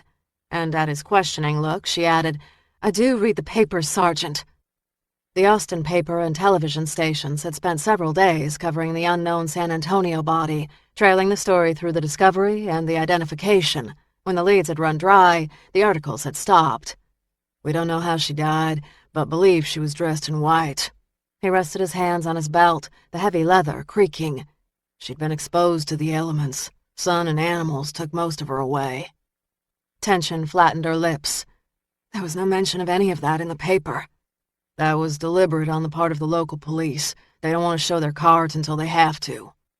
The pink he'd seen in her cheeks when she'd come out of the woods had faded. The first woman's name was Lou Ellen Fisk. Mean anything to you? No. What about Gretchen Hart? She's the one that died yesterday morning. No. Her clipped, almost defiant answers shortened his temper to breaking. She wanted to stay out of this game, wanted him to walk away. Not happening. You remember having that man's hands around your neck? Remember what it's like to have your wind slowly cut off? Her eyes widened. Fear and then anger shot back. Is that supposed to shock a memory from me? Or make me go rushing to your doctor? Because if it is, you'll have to do better than that. I got 2 dead women, and I expect a little help from you. She sighed her frustration. All I remember is waking up in a hospital room. My throat burned, and I could barely talk. I remember my face and neck were bruised, and my eyes were so bloodshot it was hard to see my pupils when I looked in the mirror. The doctor said the strangler just about crushed my windpipe. My voice is still hoarse today because of the attack. Imagining her face battered and bruised cooled the fire in his belly. Any idea how you got away? I was told someone passed by and saw what was happening. I must have blacked out by then, but I'm told the guy and his girlfriend called the cops and my attacker ran away. Where were you attacked? If you've spoken to Mike Raines, then you have more details than me. Impatience nipped at each word. When he had a spare moment, he'd read the Raines files cover to cover. I want to hear what you have to say, ma'am. His tone remained cool, even. There'd been a party, and I'd had too many drinks. I took a cab to my apartment, and I remember putting my key in the lock, and then my next memory starts in the hospital. The other Seattle victims were killed by the highway. It was in all the papers at the time.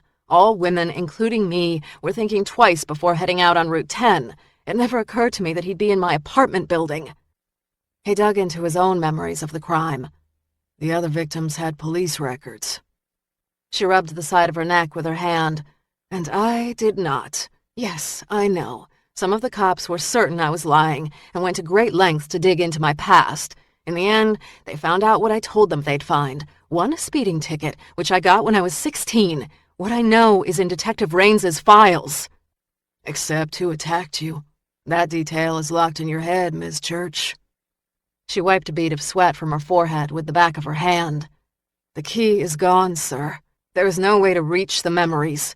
Now I need to ask you to leave. I've got to be in town in less than an hour. You have a show opening, don't you? That's right. Photographs? Yes.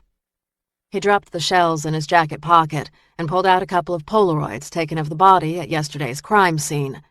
They look like this. She took the pictures and glanced at crime scene images of Gretchen Hart. Immediately, her face paled, and she swayed before she handed him back the images. You're full of nasty questions and tricks. He suffered no remorse. Thought if you could see firsthand what I'm dealing with, you might be more open to helping me. Get off my land, Ranger. I have no more to say to you. He slowly tucked the pictures back in his breast pocket.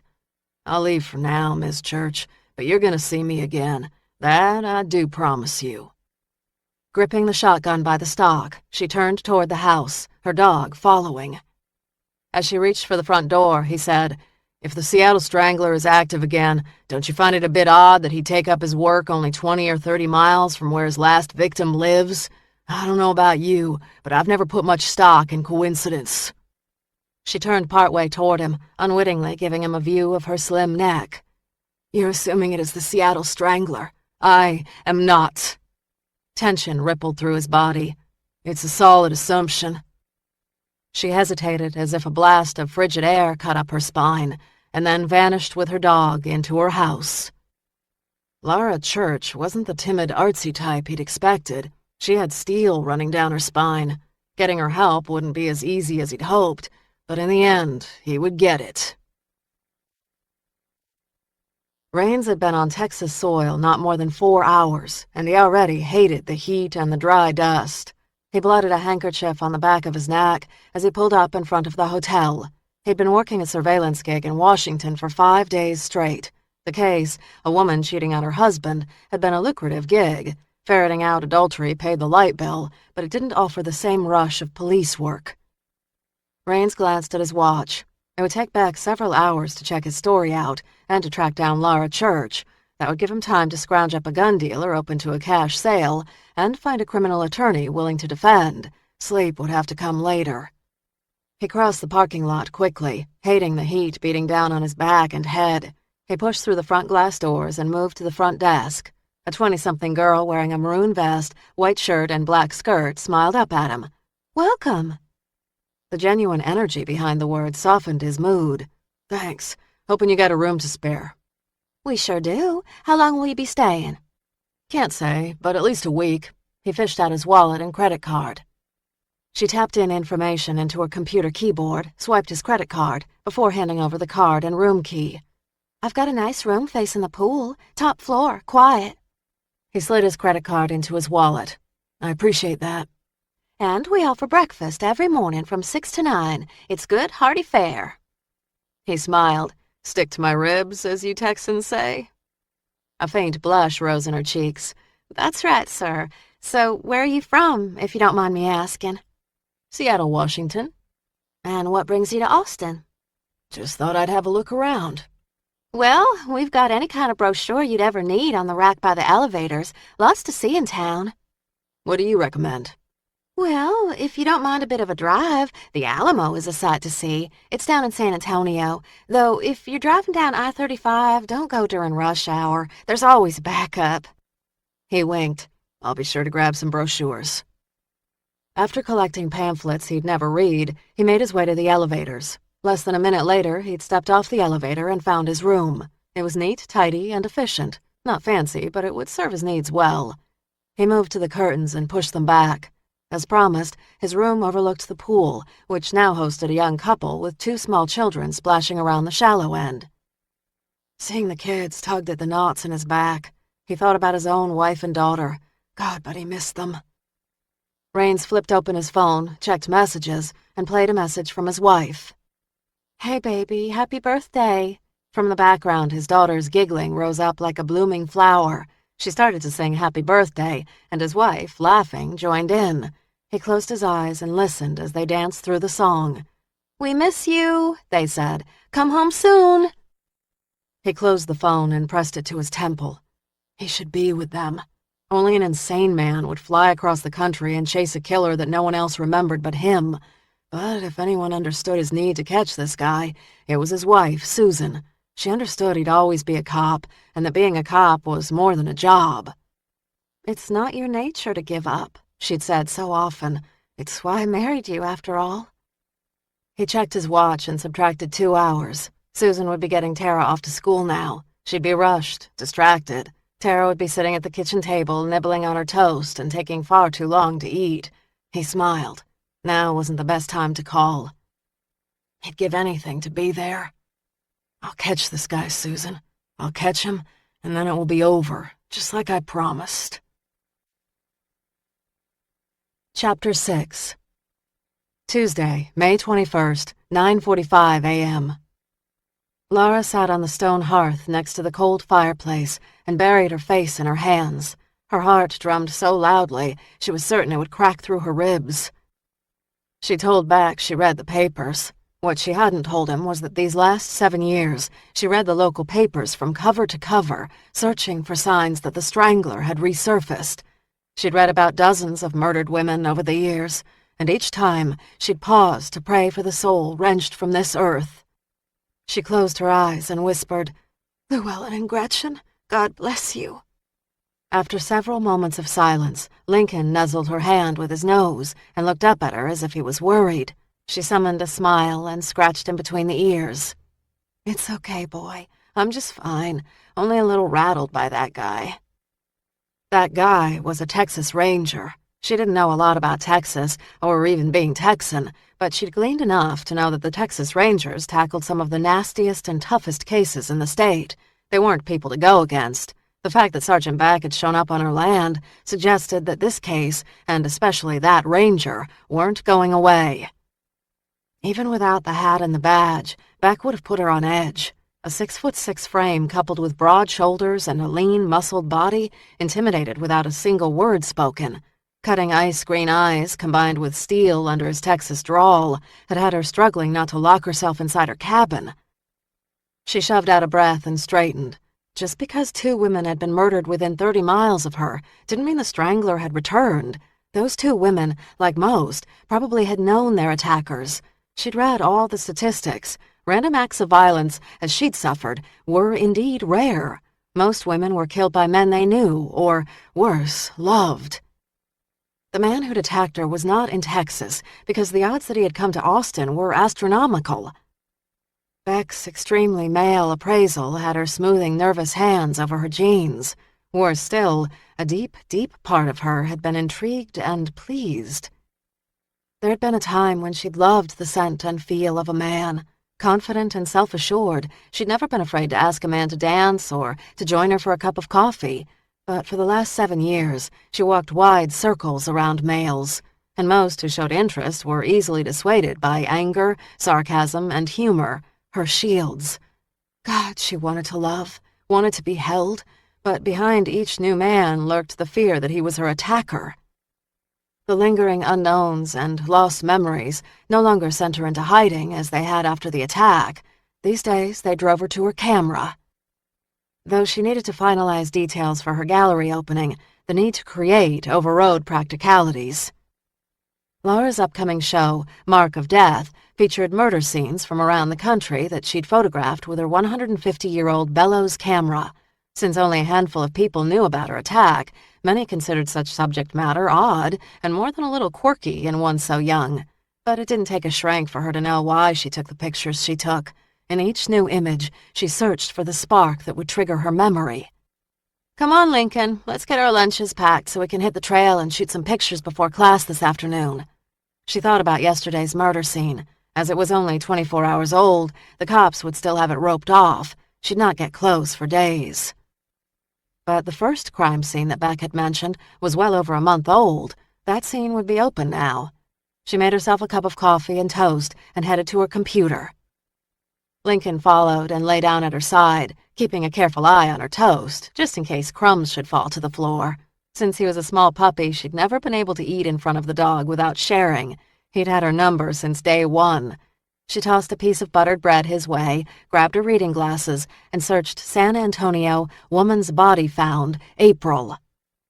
She got a hit almost immediately. The woman Beck had mentioned had been in her 20s. She'd worked in a bar and, according to the articles, been liked by friends. She'd been a student.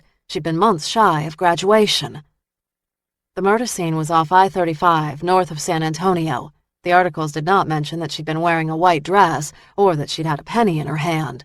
But then the Seattle cops had not released many details at first. They'd been guarded about giving specifics until the fourth victim had been discovered. That's when they'd mentioned the white dress. There was no label in those dresses, but the hope had been that someone might come forward with a description of the man who'd commissioned the dresses. But the tips, from what the media had reported, had led nowhere. The fifth and sixth victims had been wearing the same dress, and when she'd been found, she'd been wearing the same dress. She ran her hands over her arms, remembering the feel of the dress's cotton sleeve. She couldn't recall wearing the dress during the attack, but one of the shrinks had convinced her to put on the dress, hoping she'd remember. The dress had smelled of sweat, and the backside of it had been stained with grass. She'd stood in the doctor's office for over an hour, willing her brain to release one single detail that would help catch this killer. Nothing had come that day, or the next, or the next. Inwardly, she'd begun to crumble under police questions and the constant talk in the media about the unidentified victim. Who was she? How had she crossed paths with the killer? One reporter had offered a bounty to anyone who could identify her. Fear of discovery, coupled with not knowing her attacker, had simmered to boiling until finally she'd fled Seattle. She'd not had a plan when she'd left the West Coast. All she'd wanted was to get away. And so she'd bounced around aimlessly for months, working odd jobs that kept her gas tank filled and food in her belly. She'd been aimless, lost. And about 9 months after Seattle, she'd wandered into a pawn shop and spotted a digital camera. On a whim, she'd spent what little savings she'd had and bought the camera. That precise day, she'd started snapping pictures, and almost immediately a sense of peace had eased the tension gripping her body. The world made a little more sense when she saw it through the lens of a camera. Her subject matter had been varied and scattered until she'd read an article in the Baltimore paper about a murder scene. A woman had been stabbed near the inner harbor. Pulled by forces she could not articulate, she'd gone to the murder scene and started snapping pictures. Later, when she loaded the images onto her computer, she'd studied them so carefully, hoping to see just one element that would explain the violence that had claimed a woman's life. No answers had surfaced that night, or the next, but the need to keep shooting remained. Her cameras got fancier, more sophisticated, but none gave her the feel she needed. And then she'd visited a Chicago auction house selling old photographic equipment. The trip had been more of a curiosity than a mission, until she'd seen the 150-year-old Bellows camera. Instantly drawn to the camera, she'd bid high enough to win the camera and drain her savings. The digital camera had forgiven her amateur photographic skills, but the Bellows camera had no patience for novices. She'd found a photographer in Pennsylvania who taught her how to prepare her glass negatives, shoot her images, and develop the smoky, moody pictures that so suited her subject matter. Lara scribbled down the address of the murder scene and grabbed her keys. "Right in the car?" The dog perked up immediately and bounded out the front door to her black truck. He sat by the driver's side door, barking and wagging his tail, while she fired up the engine and the car's air conditioning. She loaded her camera equipment into the back of the truck, along with a cooler of water in the back seat. She slid behind the wheel, shifted into drive, and headed toward the main road. Traveling to the murder scene took 45 minutes, and by the time she arrived, the sun was high in the sky and the air hot. Lara pulled off the highway. A glance at the rolling landscape told her the light was not right. The sun was too high, but later, maybe at sunset. Still sitting behind the wheel, she snapped digital pictures of the road, her truck, and the area around it as she tried to get a feel for the area. In the distance, she spotted a slight flap of yellow, which she guessed was crime scene tape left behind by the police. Shutting off the engine, she locked the car and, with Lincoln, headed toward the hint of yellow. Gravel crunched under her boots as Lincoln dashed ahead. She stopped 10 feet short of the yellow tape. The tape looked fresh, as if the cops had returned to the area to renew their search. Made sense if they were looking for a connection between the two murders. Pulling off her sunglasses, she stared at the low-lying grass in the center of the tape. It still appeared to be matted down. She squatted and set her sunglasses on a rock. Was that the impression of a body? She started to snap pictures, moving in a counterclockwise fashion around the site. Later, she'd load the images on her computer and then determine which angle would work best for the bellows camera and tripod. When she'd snapped over 100 images, she lowered the camera and, without the lens's protection, stared at the ground. A woman had lain here, perhaps dead, perhaps dying, as someone had knelt over her and wrapped strong fingers around her neck. She closed her eyes, as she'd done 100 times before, and tried to imagine her attacker. The cops had said that she'd had no defensive wounds, but there'd been skin under her nails. She'd fought. The strangler had brought her to the wooded location off Route 10 and had laid her on the ground. What had happened next? Had he straddled her before he wrapped fingers around her neck? Had he been in a rush, or had he enjoyed slowly watching her fade away? She glanced at her hands, wondering where she'd scratched him. She prayed it had hurt him like hell. Lara could not remember. A honking horn from the highway snapped her back to the present. Sweat dampened her brow, and the sun had left her pale skin pink. "Lincoln!" The dog appeared over the ridge and ran toward her. The two hurried to her truck, where she replaced her camera in its bag and then filled a water bowl for Lincoln. Her hands trembled slightly as she held her own bottle to her lips and drank. The liquid cooled her body temperature, but did little to ease her nerves. She did not like this place, though at dusk she would return to shoot the same scene in the fading light. And so here she was, trying to put down roots, let go of the past, and live. She glanced toward the yellow tape and the grass that looked a little matted. Here she was. But where was he? Beck spent the better part of the day reading the Raines file on the Seattle Strangler. The case files were detailed and precise. The observations were thoughtful. Raines had not taken any shortcuts. There was no doubt that Raines had been one hell of a cop. As he'd sipped a fresh cup of coffee, he studied a 7-year-old picture of Lara that had been taken right after the attack. It was rough. Not only was her neck black and blue, but also her eyes were so bloodshot their vivid blue was lost. Notes indicated that an internal examination confirmed rape, though no semen had been found in or on her body. There was DNA under her fingernails, but the sample didn't match any known DNA on file. Anger twisting his gut, Beck closed his eyes and rubbed calloused fingers over a brow. He willed memories of the gun-toting Lara Church to elbow aside images of the sad, broken woman in these police photos. Seeing any woman hurt bothered him. Seeing Lara Church bruised and battered cut deep. His phone rang, pulling his thoughts back. "Beck." It was the officer at the front desk. "There's a guy named Raines out here to see you." Beck pinched the bridge of his nose. He did not have time for this guy. However, to ignore him invited trouble. "I'll be right down." He rose, rolled down the sleeves of his white shirt and fastened the cuffs, and slid on his coat. He took the elevator down to the lobby and found Raines talking to the officer on duty. Raines was relaxed as he and the duty officer shared a joke. "Raines," Beck said. The detective looked up, wished the officer behind the desk a good day, and moved toward Beck with a confident stride. He'd showered and shaved and was alert. Beck extended his hand toward a bank of chairs in the lobby. "Raines, caught any sleep?" He eased into a chair as if he owned the place. "You get caught up on your rest while you were on leave?" Beck sat down, irritation snapping. "Been doing a little homework." Raines grinned. "For what it's worth, I'd have done the same if I were in your shoes. You shouldn't have been benched. I'd have kept trailing dial." Beck didn't need Raines' approval. "Others didn't see it that way." Raines was relaxed, as if they were old friends. "Fuck the rest. You got justice for that kid and put that piece of garbage in the ground. That's what counts, not the shit the media spins." "You've had your issues with the media?" The statement didn't require research. If he'd been lead investigator on a serial murder case, the press would have been all over him. "I have," he shook his head, "and if you end up with more strangled bodies, you'll learn how hellish the press can make your life." "What's the point of this chit-chat?" Raines chuckled. "Direct. Good. Saves time. Did you go and see Lara Church?" His voice sounded crisper, stronger, and all business. "I did. And?"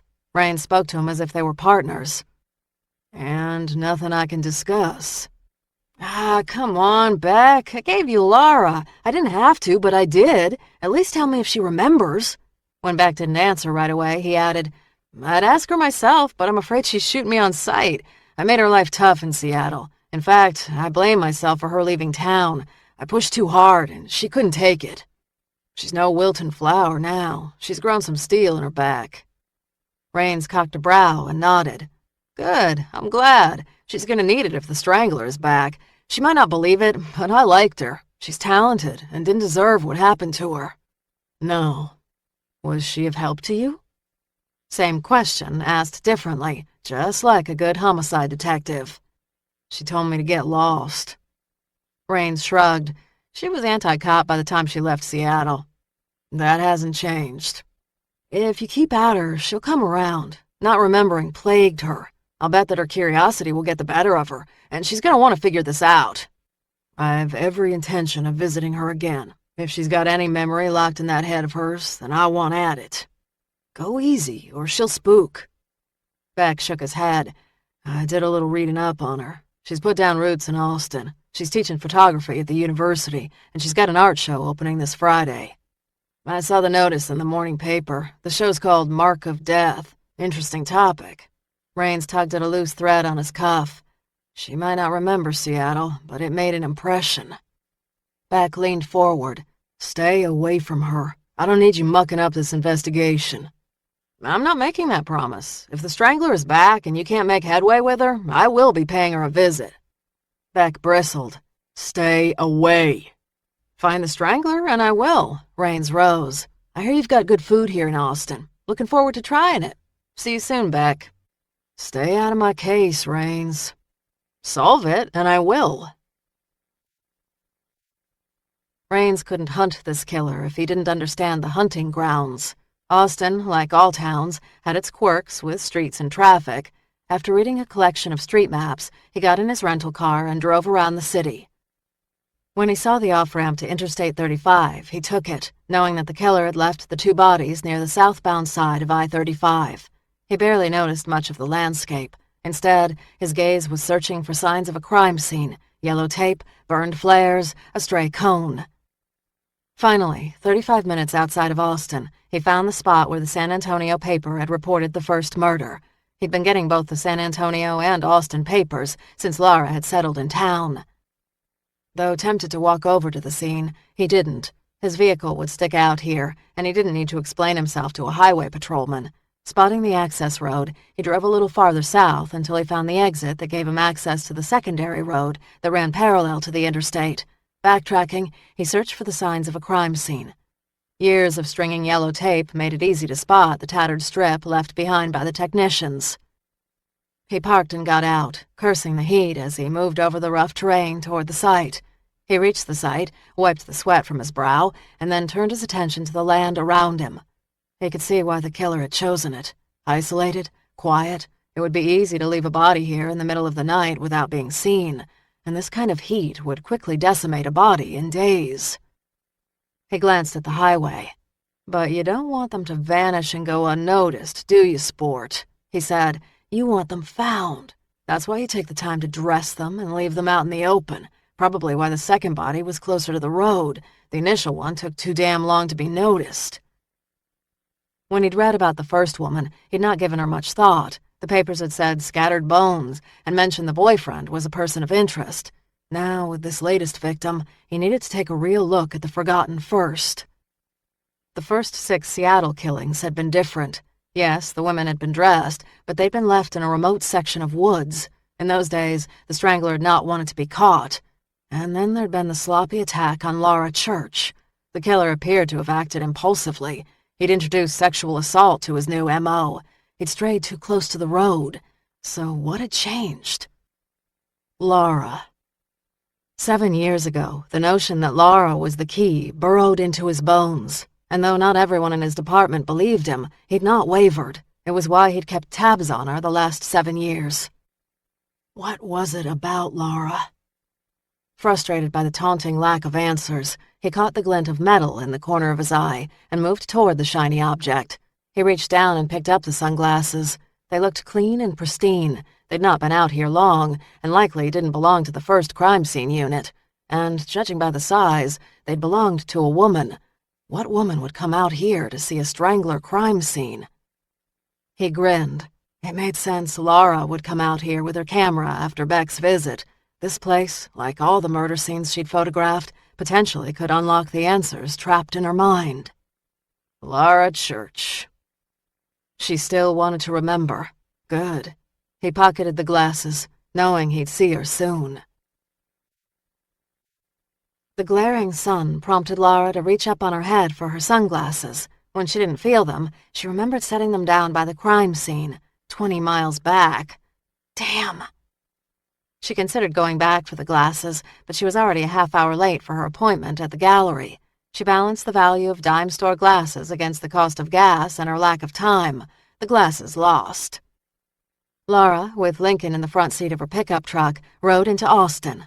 Her show was opening in just a couple of days, and she'd promised the gallery owner and her cousin, Cassidy Roberts, that she'd swing by to discuss last-minute show essentials. Cassidy's 101 Gallery was located on South Congress Avenue in a bustling, albeit quirky, section of Austin. The three-story brick building, rimmed by glass high-rises on neighboring streets, dated back to the 1930s. It had belonged to their grandmother, who'd snapped up land in the 70s when it was cheap and converted it into a dress shop. When her grandmother had gotten ill 2 years ago, she'd gifted the building to Cassidy. Her cousin had painted the brick building white with 3 red horizontal stripes and expanded the first-floor windows so that passers-by could see the art inside the studio. 101 Gallery blinked bright in blue neon above the main door. Lara parked in the small lot behind the building, and she and Lincoln made their way through the back entrance. Dwindling renovation dollars had left the back entrance area much as it had been when their grandmother was alive, with dim lighting, old cracked linoleum floors, and a rickety shelving system. "I can smell that mutt a mile off," Cassidy's clear, young voice shot down the hallway that led to the main gallery. "He doesn't smell." Lara dropped her car keys in her backpack. "You saw my truck pass in front of the gallery." Cassidy emerged from a small office. She wore a peasant blouse, a black ruffled skirt, and a thick belt that matched a pair of cowboy boots. Dark hair was swept into a top knot and held in place by hair sticks.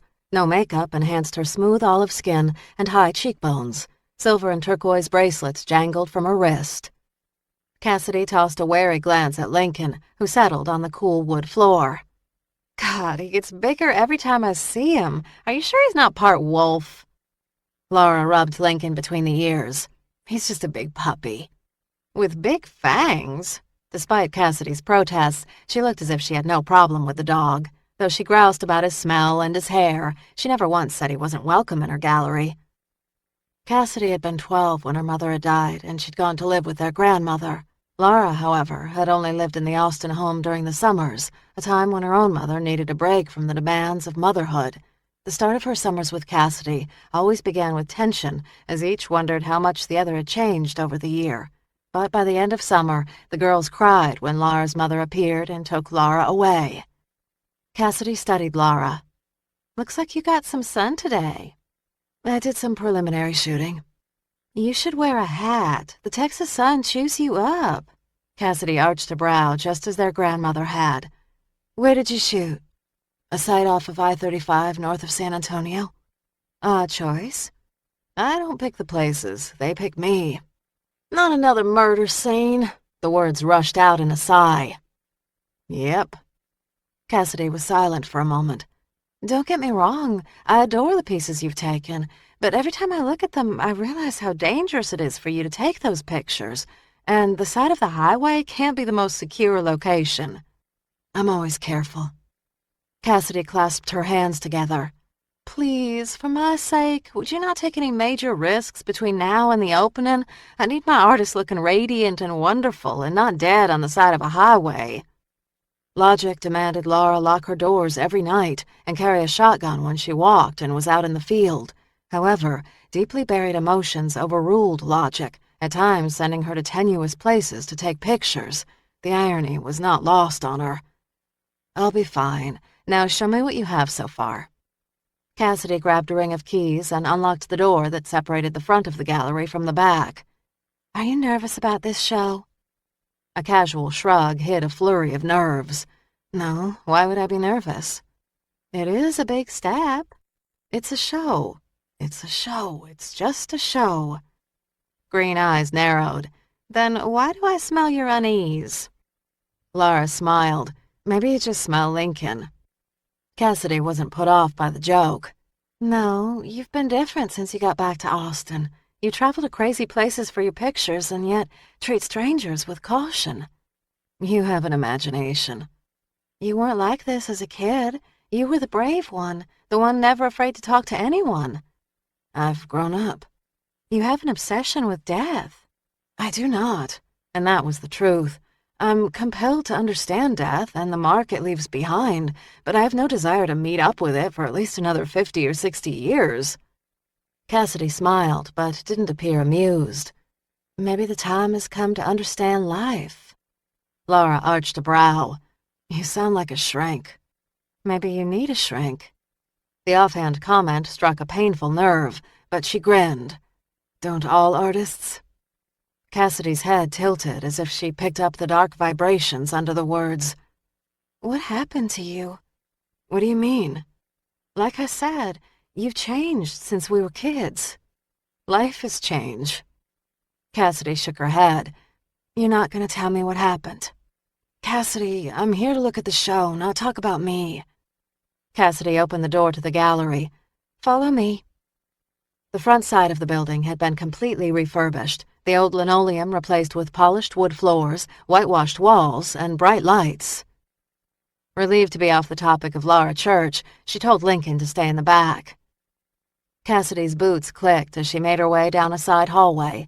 Many had questioned Cassidy's business sense when she announced she wanted to own an art gallery, but so far she was doing more than just keeping her head above water. She was also making a name for herself in art circles. This opening is going to be good for you, Lara. Your pieces are stunning, and you're going to end up on the map. On the map. She'd done her best to stay off the map for the last 7 years. Be nice to sell a piece or two and put some money away in the bank. The idea of not living hand to mouth is refreshing. With luck, we will both make money. There's so much I want to do with this place. You've done well for yourself, Cass. You've much to be proud of. She grinned, and everyone thought the former cheerleader would piss away her inheritance. I can only imagine what everyone says when my name comes up in conversation. Mimicking a Central Texas drawl, she added, Used to be so normal. Now wanders the country taking pictures of death scenes. Odd little lady. Both women laughed. Now I want you to close your eyes, Cassidy said before they rounded the corner into the main gallery. I want you to get the full effect when you see your work on the walls. Lara smiled even as butterflies chewed at her stomach. Do I need to close my eyes? Kind of dramatic, don't you think? This show is dramatic, she said, her tone growing serious. This show is going to put you on the map in the art world. How far on the map? I kind of like being the unknown. Right smack dab in the middle of the map. Now close your eyes. Lara grinned, but did as she was told. Cassidy took Lara by the hand. By the way, Cassidy said, get a manicure before Friday. Those photochemicals you use, which create such magic on film, make your hands look as if they belong to a sharecropper. Don't want customers distracted by the nails. I'm an artist, Lara said, opening one eye. People expect me to be quirky. Quirky with nice nails, if you please. Lara glanced at her nails, darkened by photochemicals, and then slid her hands in her pockets. I haven't had a manicure in so long I don't even know where to go. Closing her eyes, she moved slowly down the hallway, worried she'd trip. Cassidy laid her hands on Lara's shoulders and turned her toward the right. I'll set up an appointment for you with my girl. A protest danced on the tip of Lara's lips, but Cassidy cut her off. Open your eyes. Lara drew in a breath and then opened her eyes. Every bit of wall space in the large, whitewashed room sported a Lara Church original. The black and whites, all taken with her bellows camera, were of murder scenes she'd seen over the last 5 years. Drawing in a breath, she moved into the room, studying each picture with care. There was the double homicide in the Atlanta back alley. In that case, the killer had used Molotov cocktails to incinerate 3 rival gang members. There was the stabbing on the Memphis playground, the shooting on Main Street in the small Utah town. All the places had seen death and, in her view, were changed by the violence. The Atlanta back alley still bore the scorch marks of the flames. A local women's group had totally refurbished the playground, save for one old swing, as a memorial to the dead, and the business on Main Street in the small Utah town had added bars to its windows. She'd photographed the sites at the times of the victims' deaths, at night, dusk, noon before a rainstorm. The images had been powerful when she'd seen them developed in the darkroom, but seeing them collected and presented together took her breath away. Lara's throat tightened. "You've done a great job, Cassidy." Cassidy smiled. "No, you've done a great job. I just hung the pictures on the walls." "It's more than that. You had a vision to put all this together. I'm not sure I'd have been brave enough to do it." "Sure you would, honey. I could tell when I first drove out to Grandma's house that there was a hunger in your eyes, and as I remember, it didn't take too much arm twisting to get you to say yes." She rescanned the images a second time. "I love the way you arranged them. I would have expected chronological." "I tried it that way, but it didn't feel right. I opted to arrange by mood, from light to dark, back to the light." Indeed, the last print in the collection had been taken at sunset, as the sun had cut through clouds and shone down on a tiny cross left at the site of a New York murder. "I sent out press releases again today and followed up with calls. There's a good bit of buzz, and I think we're going to get some decent coverage." Yesterday, those words would have given her pause, but today they sent a cold shiver down her spine. There was a strangler in the area. Was it the man who'd attacked her? And did he know that she was in town? Beck had said coincidences were bull. "Why are you frowning?" Cassidy said. She shook her head and smiled. "I guess I'm a little nervous about being in the spotlight." Even on the worst days after the attack in Seattle, the cops had mercifully kept her name from the public. Not even Cassidy knew what had happened to her in Seattle. So it would be impossible for a reporter to connect this show to that past, right? Cassidy laughed and hugged her. "'Cause you better get used to the spotlight, because it's going to be on you for years to come." Chapter 7. Tuesday, May 21st, 2:46 p.m. Beck sat at his desk staring at the notes he'd made on Lara Church. As soon as he'd gotten back to his office, he'd run any check he could on her. From the Seattle files, he had her social security number and date of birth, so he'd plugged both into the database. He'd discovered she'd had driver's licenses in 3 states in the last 7 years: Maine, Florida, and most recently, Texas. There were no outstanding warrants against her, and she owned her black 10-year-old truck outright. He'd even visited a website set up for students to rate their professors. She'd received comments like, "tough but fair," "likes pop quizzes," and "hot." Looking locally, he searched the name Bauer and found that she'd inherited her house from her grandmother, Edna Bauer, 8 months ago. Edna Bauer had lived in Austin all her life and had 2 daughters, Barbara and Leslie. Barbara had been Lara's mother, and according to records, she had died 11 years ago of a drug overdose. Her sister, Leslie, was also deceased. Leslie had shot herself in the head in a local motel 16 years ago. Seattle wasn't the first time Lara had seen trouble. He tapped his finger on the side of the notes he'd written on a pad by his blotter. His phone buzzed, and he snapped it up. "Beck." "Sergeant," the receptionist said, "I've got Gretchen Hart's uncle on the phone, line 2. He pinched the bridge of his nose and nodded. "Thanks, Susie." After a moment's hesitation, he punched line 2. "Mr. Hart, this is Sergeant James Beck." A grim silence. "Sergeant, you called me this morning about my niece, Gretchen?" His voice was tight, tense. "Yes, sir," he said, softening his voice. "I'm sorry this has to be done over the phone, but I've got some bad news." He remembered when he'd faced Misty Gray's mother and told the woman her daughter was dead. For the next 3 nights, the woman's cries had echoed continuously in his head. "Gretchen was murdered." An anguished sob cut through the lines. "Jesus, what happened?" "We're still putting the pieces together, but she was strangled to death." The man started to sob. "Are you sure it was Gretchen?" "Yes, sir, we're sure." The next 10 minutes was a painful loop of Beck repeating the news and Mr. Hart searching for some kind of way that the news could be wrong. When Beck finally hung up the line, tight bands of muscles gripped his lower back. He rose and stretched, hoping he could ease the muscles and the heaviness weighting his shoulders. He glanced down at his blotter and zeroed in on Lara Church's name. If you think I'm letting you off the hook, you are a damn fool. Raines had been in Texas less than 12 hours, and he could safely say he hated it. The heat was brutal, the air dry, and the coffee sucked. He glanced down into the dark mud that the river diner called coffee and wished he still had the power to arrest.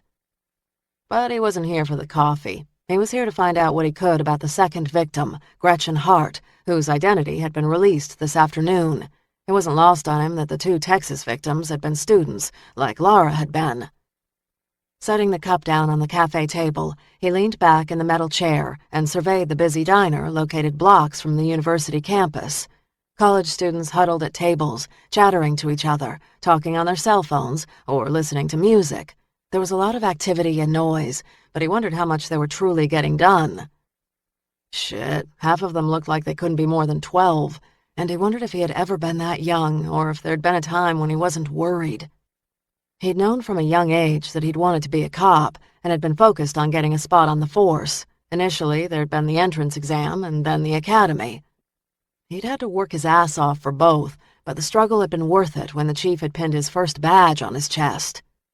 He'd been settled in a patrol car less than 2 months when he'd realized a college degree would take him further on the force, so he'd set his sights on college and the homicide division. It had taken another 12 years of hard work, but he'd managed both. He checked his watch. According to the online class schedule, Lara Church was slated to hold her class from 7 to 9 today. Monday and Wednesday were lab days, and Thursday was another classroom day. God, how many times had he dragged himself into a night class after a 12-hour shift? He drunk gallons of coffee and eaten candy bars to juice up his system for the 90-minute classes. He'd made straight A's in college, and he was damn glad he had done the work. However, life had given him new goals, and another advanced degree no longer made the list. His #1 goal now was to see Lara Church. He understood speaking to her wouldn't help matters, but it wouldn't hurt to get a visual. You gonna drink that coffee, or are you just gonna swirl it around and stare at the kids? The crisp feminine voice had him raising his gaze to a petite young woman who wore a red River Diner staff t-shirt, jeans, and a name tag that read, Danny. She had ice blonde hair, gold hoop earrings, and black nail polish. Her attire was strictly punk rocker, but the tough choice of clothes didn't jibe with the young face and clear green eyes. She couldn't be more than 16 or 17. He glanced down at his cup. I was thinking I'd swirl it around a couple hundred more times. I like the way the sludge moves. A half smile tweaked the edge of her lips. It does have its own ballet, doesn't it? I just brewed a fresh pot. Care to give it a try? He pushed the cup away from him. I'm not sure how much more Texas coffee I can stomach. I made this latest batch. It will be good. Good coffee in Texas? I don't think so. She cocked a brow. Be right back.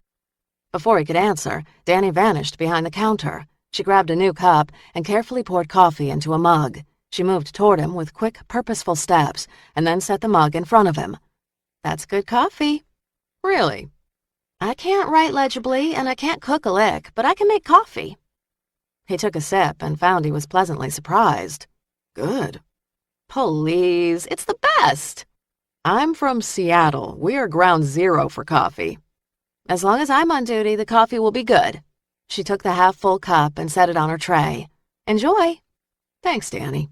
As she turned, he said, Hey, didn't that girl that was killed work here? Danny's eyes grew suspicious. Yeah, you a reporter? Raines shook his head. God, no. Cop? Do I look like a cop? Danny arched a brow. Yeah. Nice to see I haven't lost that. At her confusion, he added, I used to be a cop, long time ago. I guess the case caught my eye. Hard not to ask questions. Sorry. His honesty appeared to disarm her. No harm. And for the record, I didn't like what they said about her in the news today. Straightforward enough.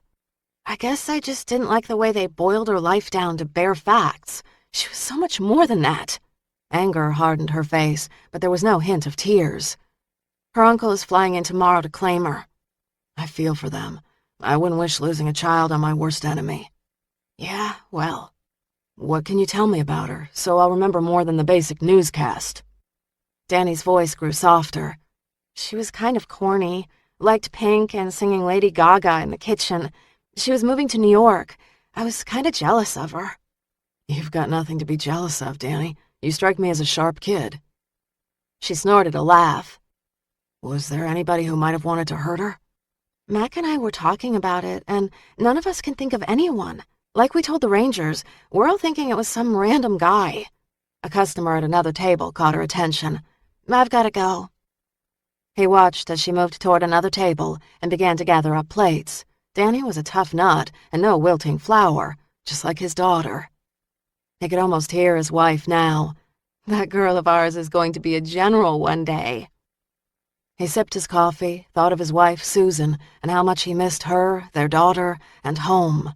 Pushing aside a pang of guilt, he redirected his gaze to the patrons. Within seconds, he spotted a slight blonde woman enter the cafe. She wore jeans, a t-shirt, and sandals, and had a backpack slung over her shoulder.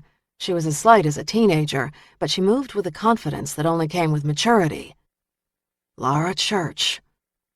Beck had been right. She wasn't the meek girl who'd fled Seattle 7 years ago. As a man approached her, Raines noted slight stiffening in her back as she extended her hand. Her handshake was firm and her gaze direct. She laughed as the graying gentleman in his 50s spoke. After what looked to be a question, she pulled out a notebook and made a note. They chatted another half-minute, and then she made her way to the diner register, where she ordered a coffee. Just as quickly as she came, she was gone. Lara Church, the Seattle Strangler's last victim, had managed to rebuild her life.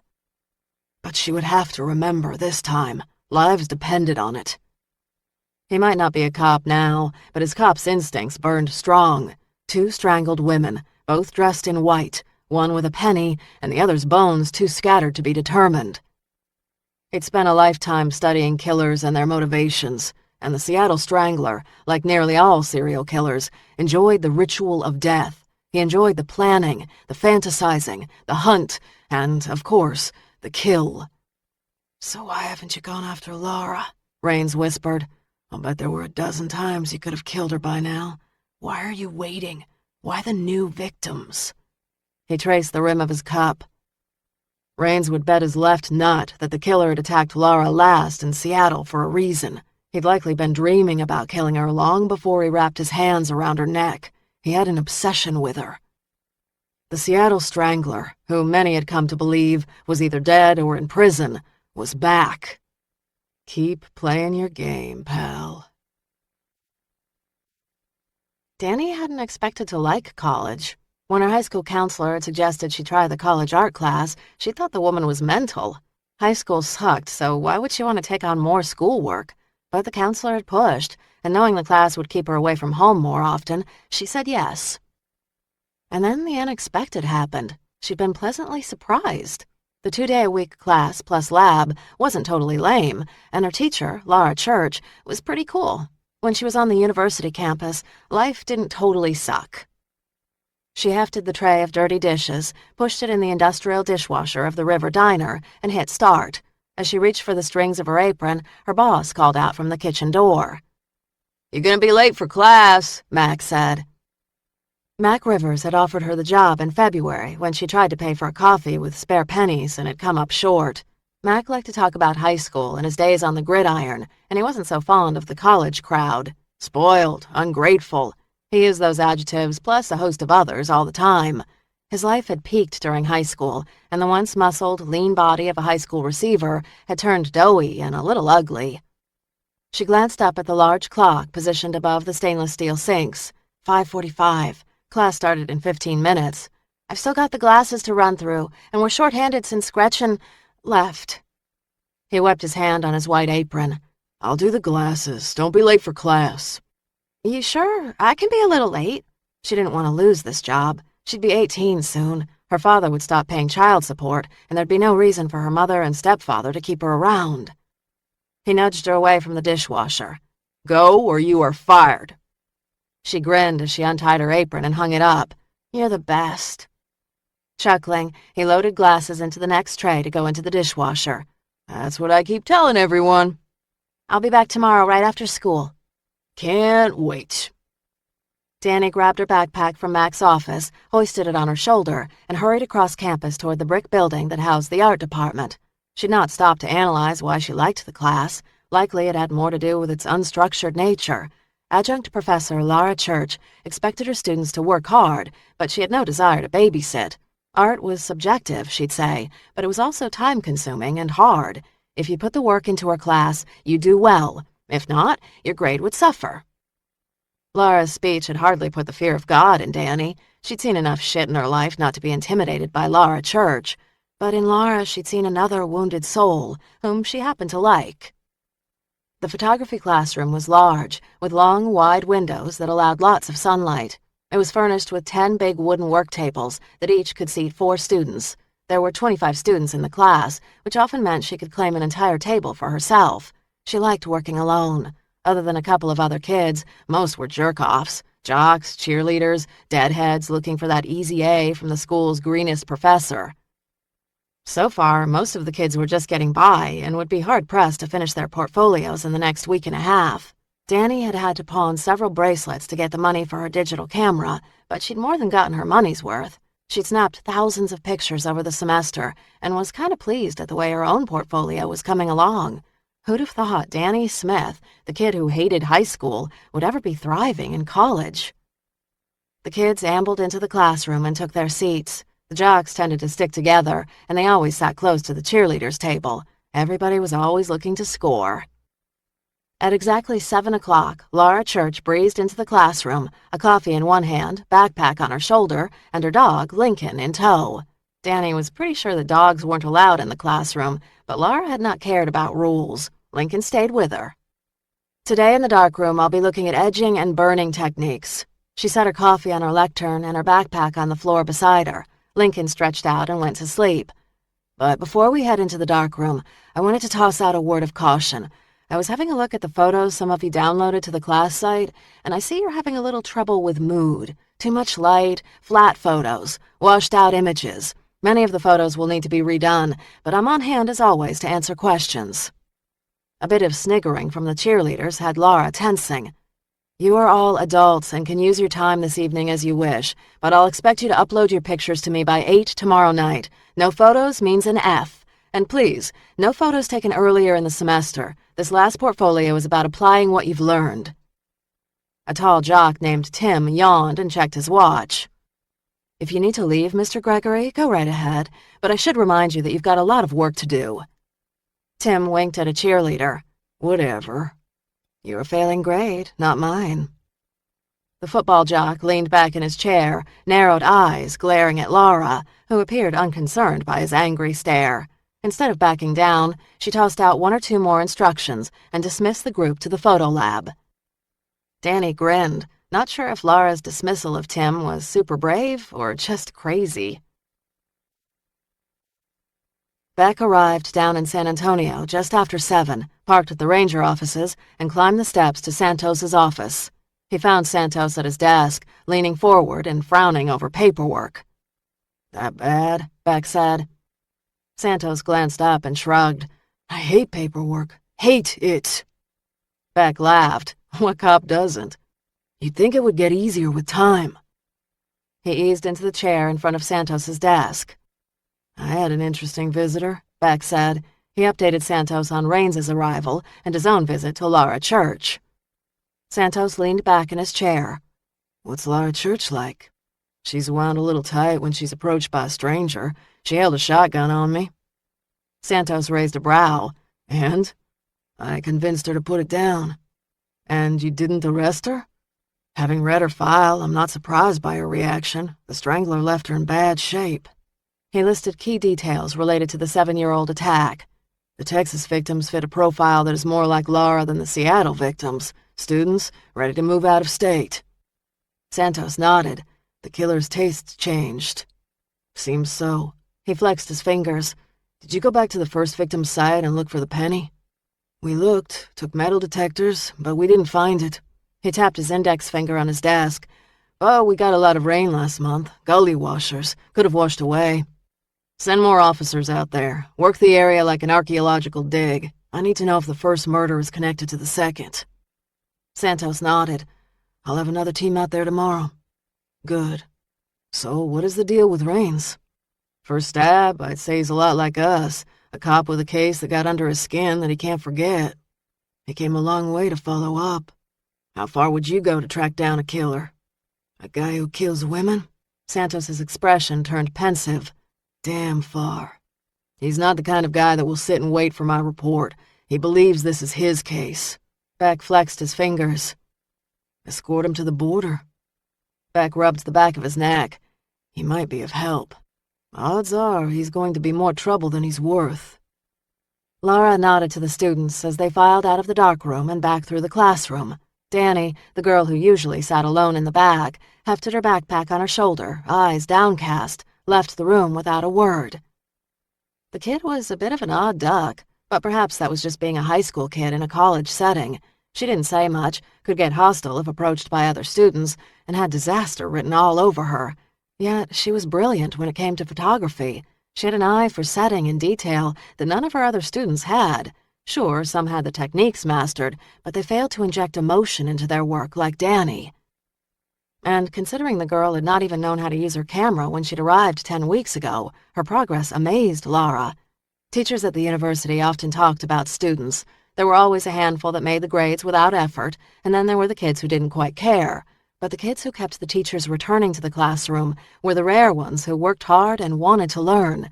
Danny was one of those students. A knock on her door had her lifting her head to a friendly face. Jonathan. Jonathan Matthews's family had lived on the land that adjoined her grandmother's. There was an 8-year age difference between them, but he'd always been kind. The summer before her senior year of high school, they'd become friends when he'd hired her to work part-time in his woodworking shop.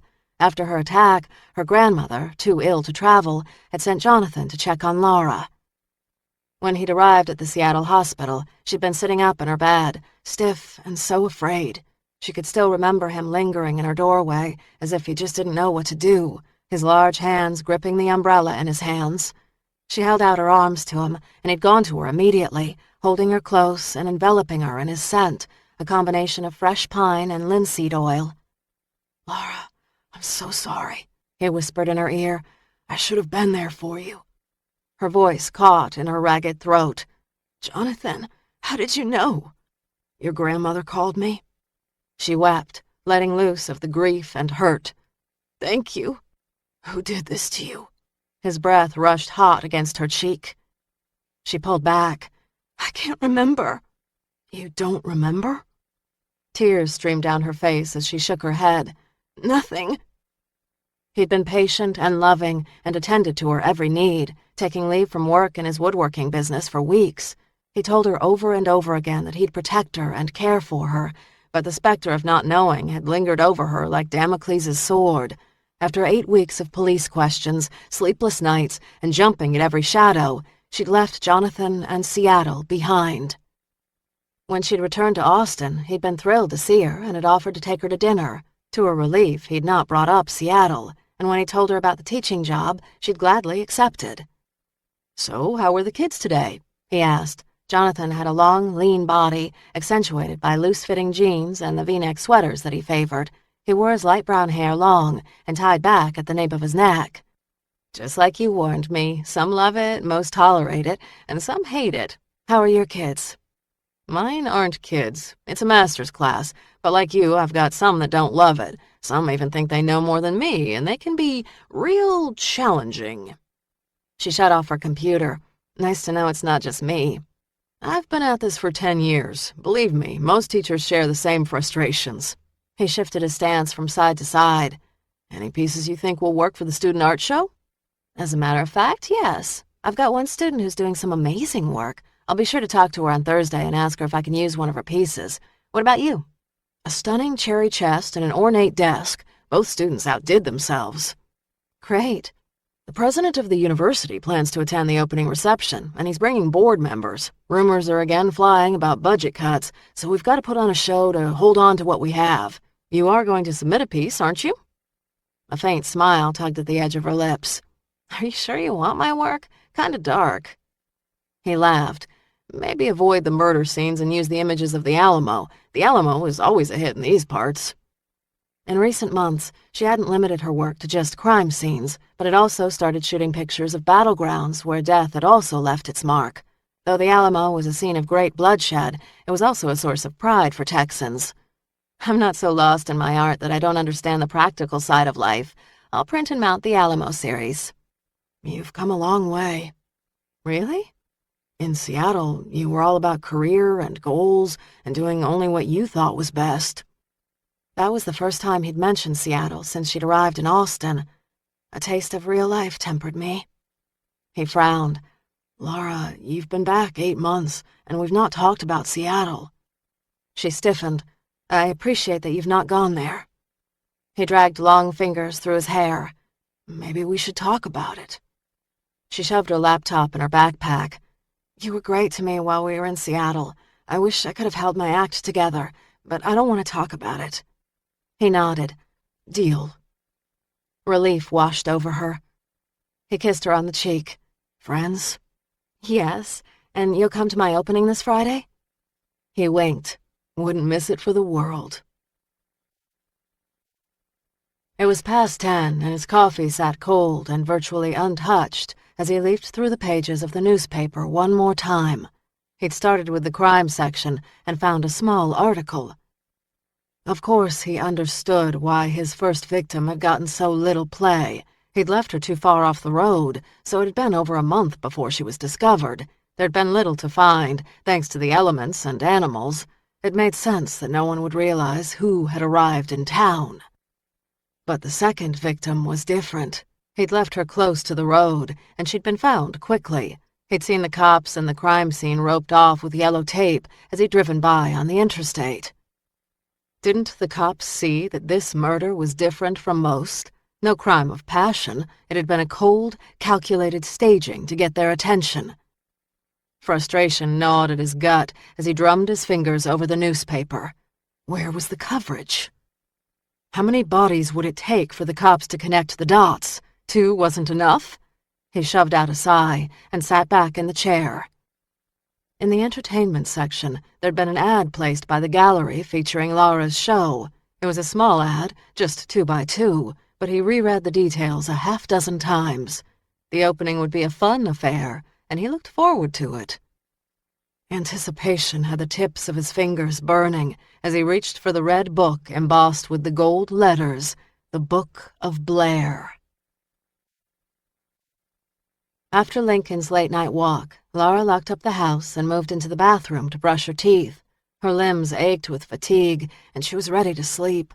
After she rinsed her mouth and raised her head, she stared at her face, wondering for the millionth time what he'd seen in her all those years ago that made him want to kill her. She ran long fingers through her light brown hair and drew in a breath. "He didn't see you as a person." She repeated the words Seattle's forensic psychologist had told her over and over again. "You were just an object, a means to one of his sick ends. For him, it wasn't personal." Well, it felt pretty damn personal. After brushing her hair, she stripped off her clothes, hauled on an oversized t-shirt, and then climbed into bed. Lincoln jumped on the bed and curled up at the edge. She shut off the light and closed her eyes, listening for any kind of sound that might make her jump. Outside, a breeze blew, and the branches from a tree by the house scraped against the windows. She pulled her blankets up close to her chin. She thought about the front door lock and wondered if she should recheck it. Damn, it had been years since she'd been hung up on locks and outdoor sounds, and she knew she worried tonight because of James Beck's visit. He was doing his best to drag her back into that old, dark world of shrinks and crime scene photos that had nearly driven her insane. Lara had barely gotten out of that world with her sanity. It had taken nearly 7 years in exile, but she was finally healthy and whole again, and she'd be damned if she'd go back. Beck would not take her back to hell. Healthy and whole. Her laughter echoed in the dark room. Lincoln perked up his ears and grunted in response. "And what are you doing, Ms. Lara Church, at the crack of dawn in the morning?" She hesitated and then answered herself. "You're taking pictures of a murder scene." She rolled on her side and curled her body around her pillow. "Yeah, that's healthy." Chapter 8. Wednesday, May 22nd, 4:45 a.m. Lincoln glanced up from the passenger seat of the truck, yawned, and laid his head back down as Lara climbed out of the front seat of her truck cab. Eyes heavy with sleep and joints stiff after a restless night's sleep, she stretched her arms and glanced at the night sky perched on the edge of dawn. When her alarm had sounded at 3:30, she'd been so tempted to roll back over and go to sleep. She tossed and turned too much last night and had not gotten more than a full hour of sleep at any given time. But as much as she craved the warmth and security of her bed, she needed to get up and photograph this spot. Her art wasn't a job, it was a compulsion, a jealous mistress that required her attention and kept her from straying too long. She'd exited the interstate onto the access road and then, spotting a flat stretch, drove off the side road onto the dry, cracked land. The truck bumped and rocked as she crossed to the murder scene. She'd parked as close as she could to the site, knowing she'd have to move quickly to prepare her negatives and catch the rising sun. "Stay put, boy. See you in a bit." As the dog relaxed against the seat, she shut the cab door, moved to the back, and opened the lid of the camper top. Between the cobbled sections of clouds, stars winked clear and bright. The scent of rain hung in the air. Switching on her flashlight, she did one last inspection of her equipment and then studied the path ahead. 100 yards behind her, a truck blew past on the interstate, sending a rush of energy, air, and sound cutting through the quiet night. She hefted her large bellows camera on her shoulder and, with her flashlight in hand, followed the matted path until she spotted the billow of the yellow crime scene tape. She set up the tripod facing east and checked her watch. It was 5 a.m., and the sun would rise in about 45 minutes. Thunder rumbled in the distance. She hurried back to her truck and, from a wooden storage box, retrieved a 10x8 glass plate that she'd pre-cut and cleaned last night. After wiping down the plate one last time, she uncorked a glass bottle filled with the chemical collodion, poured the syrupy liquid on the glass, and gently tipped her wrist back and forth. The trick was to evenly coat the glass. The masters of this process, known as flowing the plate, strove for no streaks or runs, but she'd found the occasional imperfection added depth and interest to her final prints. When she'd coated the plate to her satisfaction, she poured the excess collodion back into the bottle and opened what looked like a black, slim file box. She slid the glass negative into the box, which was filled with silver nitrate, and waited 5 minutes. Tenting her work area under a large black blanket that blocked out all light, she removed the tacky, light-sensitive glass negative and loaded it into a plate holder. She hurried back to her camera, knowing her negative needed to be used while still damp. Under another black drape, she inserted the first negative into the camera just as the initial bits of light appeared on the horizon. Through the viewfinder, the image appeared upside down, but when she processed the negative, it would right itself. The sun inched up to the edge of the horizon, and she reached around and pulled the cap off the lens. She counted to 30 and then replaced the cap. With the morning heat already rising, she hurried back to her truck with the exposed negative, ducked under her blanket again, and poured developer evenly over the glass plate. As she counted to 15, she gently agitated the glass and watched for her image to appear. More thunder rumbled in the distance, and the rising winds whooshed over the tall, dry grass. When the image emerged, she poured water over it, halting the development process. She set the negative aside to dry and prepared a second. With thunderclouds looming, she shot and developed 2 more negatives before the threat of rain forced her to load up her equipment. By 6:30, as the morning traffic on the interstate built, she was angling her camera gently into the back of the truck. The pleasure of her morning's work ended abruptly when flashing blue police lights reflected in her side mirror. Damn! She'd been through this before, cops spotting her at a crime scene and stopping to ask what she was doing. Logically, it made sense. What person in their right mind would do this? But logic didn't temper her irritation. The officer, in his mid-40s, short with dark hair, got out of his car and approached her, one hand on his gun. "Ma'am, what are you doing out here?" Turning, she kept her hands, palms open, at her side. "I'm a photographer. I was taking pictures of the sunrise. In the back of my truck, you'll see my camera and equipment." He moved to the back of the truck, touched her back tailgate with his palm, and glanced inside. "Are you alone?" "Yes, sir." Eyes narrowed, he pulled a flashlight from his belt and shined it inside. The light swept over the camera, the chemicals, and the box of negatives. My name is Lara Church. I teach at the university, and I have an art show opening this Friday in Austin. He glanced at her, and then at the equipment. What is there to photograph out here? I've been known to pick some random places at odd times. What kind of camera is that? It's a bellows camera, the kind photographers used during the Civil War. Ansel Adams took his pictures out west with a bellows camera. She found the better she explained herself, the less time she would be detained. He stared at her as if he wasn't sure if she was crazy or just stupid. She could have told him maybe a little of both. Can I see your driver's license and registration? Sure. She moved toward the front of the truck and paused. I have a dog in the front seat. He's pretty big, but harmless. The officer nodded and held back as she moved to the front of the cab and grabbed her purse. She fished her driver's license out of her wallet and handed it to the officer. He glanced at the license. Texas. I just changed it to Texas from Florida a couple of weeks ago. She'd had the Florida license for 2 years, but hadn't lived in the state for over 2 years. After Florida, there'd been Vermont and then Maine. Out-of-date identification was another red flag she was careful to avoid. I'll be right back. And do me a favor, get back in your truck. The order made her bristle. Sure. She slid behind the wheel of her car, scratched a curious Lincoln on the head, and waited, irritated. If she'd just been a minute faster, she'd have been gone and well on her way home. This delay meant she'd get caught in early morning commuter traffic. After a 10-minute wait, the officer returned and handed her back her papers. Looks like you're clear. She swallowed a smart-ass response. Right. It's not safe out here by yourself, Miss Church. We've had trouble in this stretch of road.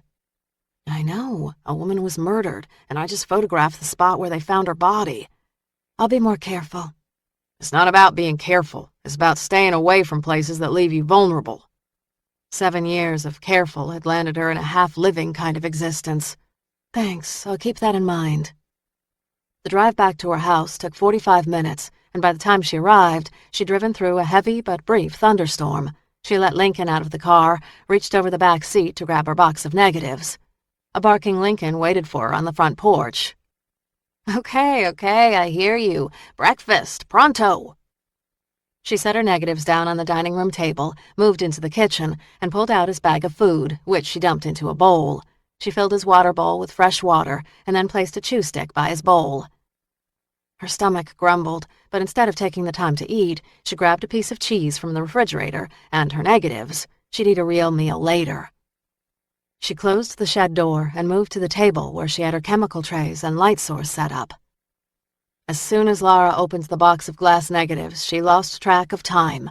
When she worked with the negatives and the images, the outside world melted away, along with worries and fears.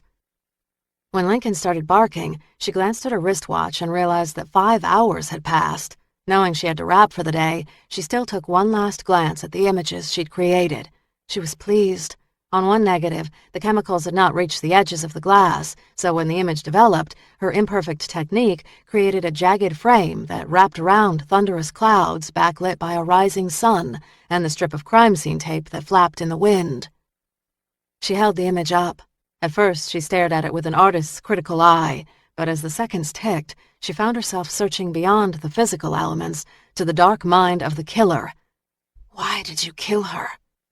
Lincoln barked louder, dragging her from her unanswered questions. I'm sorry, Lincoln. I didn't mean to lose track of the time. She opened the shed door and found herself face to face with Sergeant James Beck. Lincoln barked from the kitchen window, clearly frustrated that he wasn't free. As the dog barked, she took a step back. What are you doing here? He glared at her and then back at the dog. Your dog needs to be let out. Torn between arguing and Lincoln's needs, she brushed past him as she dug the key from her pocket. Seconds after she opened the door, the dog bounded up to Beck, who stared at the animal until it lowered its gaze. What are you doing here? She repeated. His gaze held the darkness of an angry man. What were you doing at my crime scene this morning? She teetered between flustered and annoyed. How did you know where I was this morning? The DPS trooper took your identification, called my office, and mentioned your name. She folded her arms over her chest. Big state, small world. He raised his brow. I put the word out that if your name came up, I wanted to hear about it. Annoyance snapped. You've had people spying on me? Not spying, just on the lookout. He towered over her by nearly a foot. Why were you there? His commanding tone had her muscles bristling.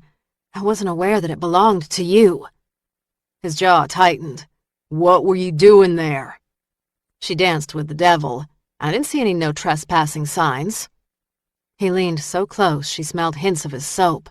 Do you really want to get into a pissing match with me, Miss Church? Do you? Anger pushed aside the fear pounding in her throat. Sure, why not? I haven't had a good workout this morning. His gaze narrowed. You can tell me what you were doing this morning now or downtown in my office. I've got time to kill, and it would give me great pleasure to drag you into headquarters and waste your day. Beck didn't make idle threats. Of that she was certain. She could dig in her heels and win a trip into Austin, or she could talk and get on with her day. Detective Raines was like you. He didn't think twice about screwing with my day if he didn't like the answers I gave him. Beck's brows knotted. What were you doing at my crime scene? She folded her arms over her chest, wondering why he drove her to be so childish. I was taking pictures. I am a photographer. What's out there worth photographing? It's the side of the interstate. It's a crime scene. That's what I photograph. He shook his head, his disapproval evident. Does the world need to see more violence? She brushed her bangs out of her face with the back of her hand. Good art makes people think. Beck glanced at her fingertips, darkened by chemicals. What were you doing in the shed? It's my dark room. I was developing the prints I took this morning. You must have been pretty absorbed. You didn't hear me call. Hell, the damn dog was about to bark its head off. I get lost when I'm working. I never heard you, but I did hear Lincoln barking. Absently, he rested a hand on his hip. The butt of a gun peeked out from under his jacket. Mind showing me those pictures? At this stage, the work remained too raw to show. The idea that anyone, especially Beck, would scrutinize her work left her feeling vulnerable. Come to my show on Friday. It will give you a good idea of what my work is about. His smile held no hint of humor or warmth. I'm interested in the pictures you took at my crime scene. Today. My crime scene. He was a dog with a bone. The work isn't finished. I'll keep that in mind. Show me. An order, not a request. Will you arrest me if I don't? Yes, ma'am. A promise, not a threat. Demanding a search warrant would likely translate into a lot of lost time for her. Sure, follow me. She opened the shed's screened door. Lincoln scrambled past Beck to be by her side. Beck fell in step behind them. His purposeful steps sounded annoyed and angry against the cobblestone path. She pushed open the door to her dark room. The heavy smell of chemicals hung in the air. Above the developing table hung a clothesline where a half-dozen prints hung. You painted the walls black, he said. Better for the negatives. She clicked on the overhead light and moved toward the work table where the prints dangled. The chemical scents grew more cloying the deeper she moved into the room. If she didn't keep the AC window unit running, the smell could leave her lightheaded. She gestured toward the pictures. See? Just photographs. He pulled off his hat, leaned in, and with a narrowed gaze, studied the prints. They look old. This close, the restrained power of his body made her skin tingle. I use a bellows camera. It's well over 100 years old. He kept his gaze on the photographs. Why do murder scenes interest you so much? Probably because I almost had my own personal murder scene. 7 years ago. She shifted her stance. You're not the first person to tell me to get over it. I know I should be back to normal after all this time, but, well, I don't think that I am. His intense gaze soaked up the image's details. Why'd you shoot at sunrise? I don't know. Normally I shoot at sunset. The end of a day. The end of a life. Yeah, but you chose sunrise. The beginning of a day. The beginning of life. Yeah. Someone like you, a survivor, should go out of your way to avoid murder and violence. Someone like you should take color pictures of flowers and clouds, kittens and puppies. A laugh startled from her. You think? Those subjects don't feel exactly real to me. As he straightened, his gaze settled on her. It's because you can't remember your attacker. She cocked her head. You think you've got me all figured out. You're not so complicated. You were attacked, nearly died, and you're using your camera to jog your memory. Annoyed, she brushed a stray hair out of her eyes. Fill in the memory and I'll be all better? You cannot cure a problem that you do not acknowledge, Miss Church. She cocked a slim brow. Is that my 5-cent shrink evaluation? Common sense, Miss Church. Until you can put all the pieces together, you aren't going to feel whole. Silence, as heavy as death itself, settled before she broke it. I don't want your advice, Sergeant. Stay away from my crime scenes, and I'll keep my thoughts to myself. She wasn't sure if she could stay away. When she didn't answer, he said, Like it or not, you are involved in this case. I'm not involved in this case. I am not. The words rang hollow. When it comes to my case, your opinion doesn't mean much. He flicked the edge of a dangling print with his finger. I don't want you close to any evidence. She shoved her hands in her pockets. I never go near an active scene. I wait until the police are finished with the area. Don't care, ma'am. While you're in my district, you stay away from all murder scenes. You can't tell me where I can or cannot go. I can when it comes to crime scenes. So what are you going to do? Arrest me? That's about right, Miss Church. That is about right. He swapped the smile for a sneer.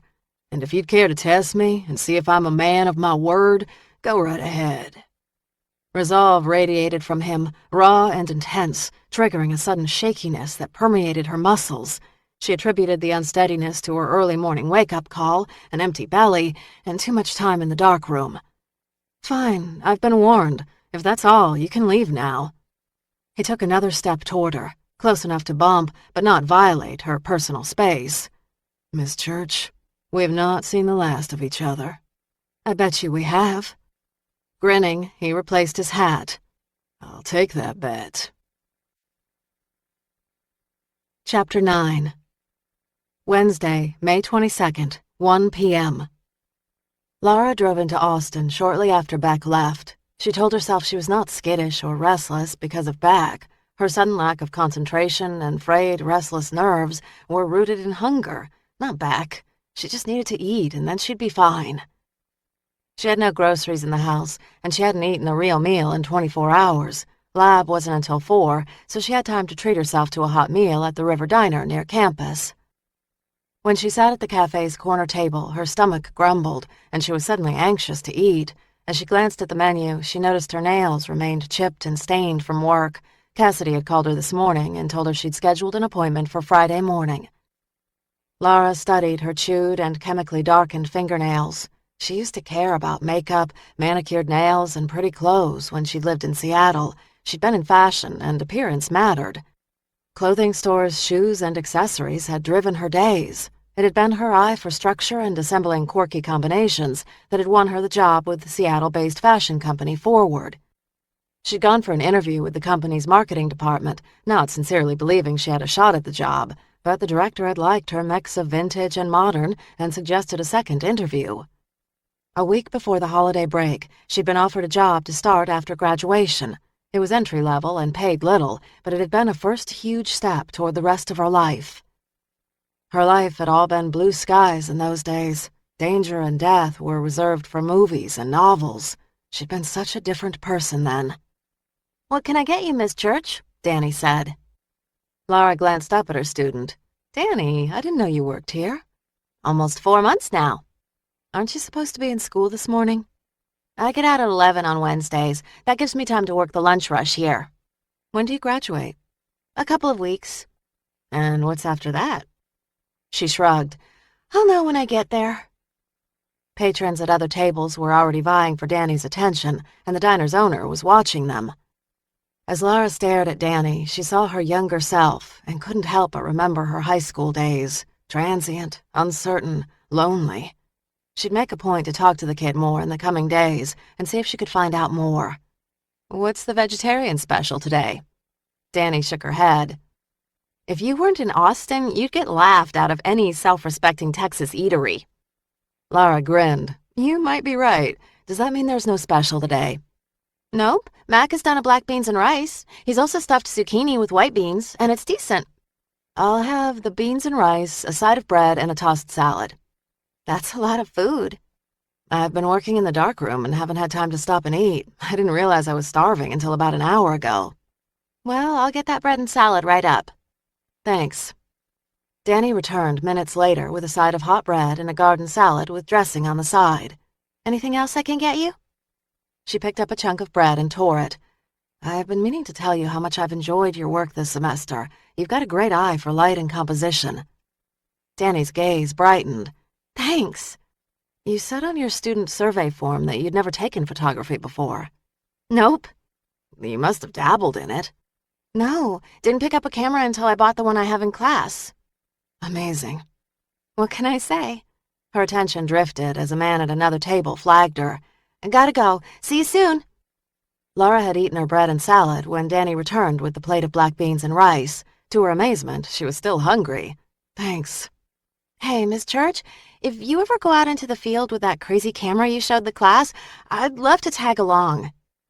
She'd never taken anyone along before, but she liked Danny and wanted to encourage her. How old are you? Without blinking, Danny said, 18. Lara smiled. I've got access to my students' birth dates. Danny shrugged. So I'm weeks away from 18. Can you get written permission from your mother to work with me in the field? Sure, Danny said easily. Mom loves that I'm taking the class. Lara searched her gaze, wondering if she should take the kid with her. I'm working on a series of photographs. An image of Beck's grim face flashed in her mind. He'd be pissed if he knew she planned to return to the site. The set I took this morning were good, but I wanted to shoot it at sunset. Danny shrugged, but there was a spark of interest in her eyes. Where? It's a site off the interstate. If we leave after lab today and make a quick stop at my house for the equipment, we could get the shot. If caught, Beck would hang her out to dry, but she was certain he'd leave Danny alone. Sure, see you then. Great, but you've got to get a note from your mother. No worries. I'll see her right after my shift today. The pictures Lara had taken this morning had turned out better than she'd expected. There was no need to return to the site. So why return? Maybe she wanted to encourage a bright student. Maybe it was because Beck had told her to stay clear. Or maybe, just maybe, there was a key that could unlock her memory. The drive to San Antonio took Beck just over an hour. He arrived at the small rancher-style house that Lou Ellen Fisk had rented the last 6 months of her life. The front yard was mostly dried weeds, and last summer's heat had cracked the cement sidewalk in a couple of places. Yellow crime scene tape still sealed the front door. Beck had requested financial information from Fisk's and Hart's banks, but didn't expect a report until later today or tomorrow. When he'd called Santos and asked to see Lou Ellen Fisk's place, he'd learned that the local cops had kept the apartment sealed. He still didn't have a solid link between the two victims, but the more he learned about them, the more he hoped to learn about their killer. Minutes later, Deputy Santos pulled up behind his vehicle. He slid out of his black SUV, squinting against the afternoon sun as he put on his hat. The men nodded a greeting as both moved toward the front door. Santos fished keys out of his pockets. The locals went over the Fisk site with a fine-tooth comb and didn't find anything. No penny? Nothing, though it was clear someone had been to the site, footprints everywhere. Lara Church was there early this morning. Irritation rumbled under the words. Really? DPS officer spotted her parked by the murder scene and called me. She was loading up camera equipment. Got a 16-year-old sister who's into art. She was talking about Lara Church's show this morning. Mark of Death. Hell of a theme. I said no. You don't want to go to an art exhibit? Beck teased. No way in hell, and I'm sure not letting Maria drive up to Austin alone to see the show. Good call. Santos searched the ring of keys. A part of me hopes the cases aren't linked. A serial killer opens a whole new can of worms. Beck pulled down the crime scene tape. Let's see what we can learn about Ms. Fisk. Santos nodded toward the house. Miss Fisk moved in here about 4 months ago. Did she have roommates? There was a gal scheduled to move in this month, but when Fisk was found dead, she changed her mind. In fact, she moved back to Oklahoma. When the door swung open, Beck and Santos pulled on rubber gloves. He found the light switch controlled an overhead bulb that spit out enough light to illuminate the main room. From what he could see, the place was a mess. Clothes, blankets, pizza boxes, and magazines littered the floor. A couch in the center of the 10-by-15 room was stained and covered in more junk. To the left was a small kitchenette, and to the right a small bathroom. "This place reminds me a lot of the first apartment I shared with a couple of guys after basic," Santos said. "Hell of a mess." Beck moved into the kitchen and glanced at the dirty dishes piled in the sink. He opened the refrigerator, winced at the smell, and discovered 10 beers, a couple of yogurts, and a half-eaten pizza. "I read the Seattle case files," Beck said. "The Seattle victims' profiles were different than Fisk and Hart. None were in college. In fact, several never graduated high school, and a couple had arrest records for prostitution. They didn't have much in the way of a future. Lara Church had a future. That changed after the attack. Violence had stripped away her dreams." Beck turned his attention to a round table covered with papers and bills. "From what Lara's police file says, she wasn't the ghoul she is today. Before her attack, she wasn't obsessed with death. She was in fashion design and had plans to work with a Seattle design firm. After the attack, she gave up fashion and turned to photography, left the Pacific Northwest for good. Understandable?" He picked up an envelope marked overdue. Raines's initial notes theorized Lara faked amnesia. Later, his notes are less sure. "What do you think?" "I don't know. She's done a good job over the last 7 years of running. She's been all but invisible." "Running from shadows or a real man?" "She says shadows." Beck frowned. "Now she's coming back into the spotlight and there are more murders. That can't be a coincidence." Beck forged through the papers on the table. They looked like a collection of worksheets from class. "She was taking a biology class." Santos nodded as he checked his notes scribbled on a pad. "She was also taking accounting, had an A in both classes. Both her teachers considered her a solid student." Buried under the papers was a laptop. Beck opened it and hit the power button. Seconds later, the screen popped up. The screensaver was a photo snapped of Llewellyn and several other smiling young girls. Crystal blue skies, fall leaves covering the university grounds, the girls wearing sweatshirts. She was Lara Church at the time of her attack. After a call from forensics, Beck and Santos returned to the Department of Public Safety's Austin offices to meet with Melinda Ashburn, the forensic technician who'd worked the Gretchen Hart crime scene. Beck and Santos entered the lab.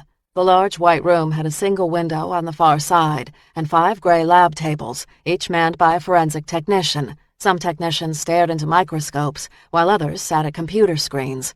They found Melinda hunched over a computer typing notes. She wore khakis, a green polo, and a white lab coat, and had her red hair tied back. She looked pale, tired. Beck cleared his throat. "Miss Ashburn?"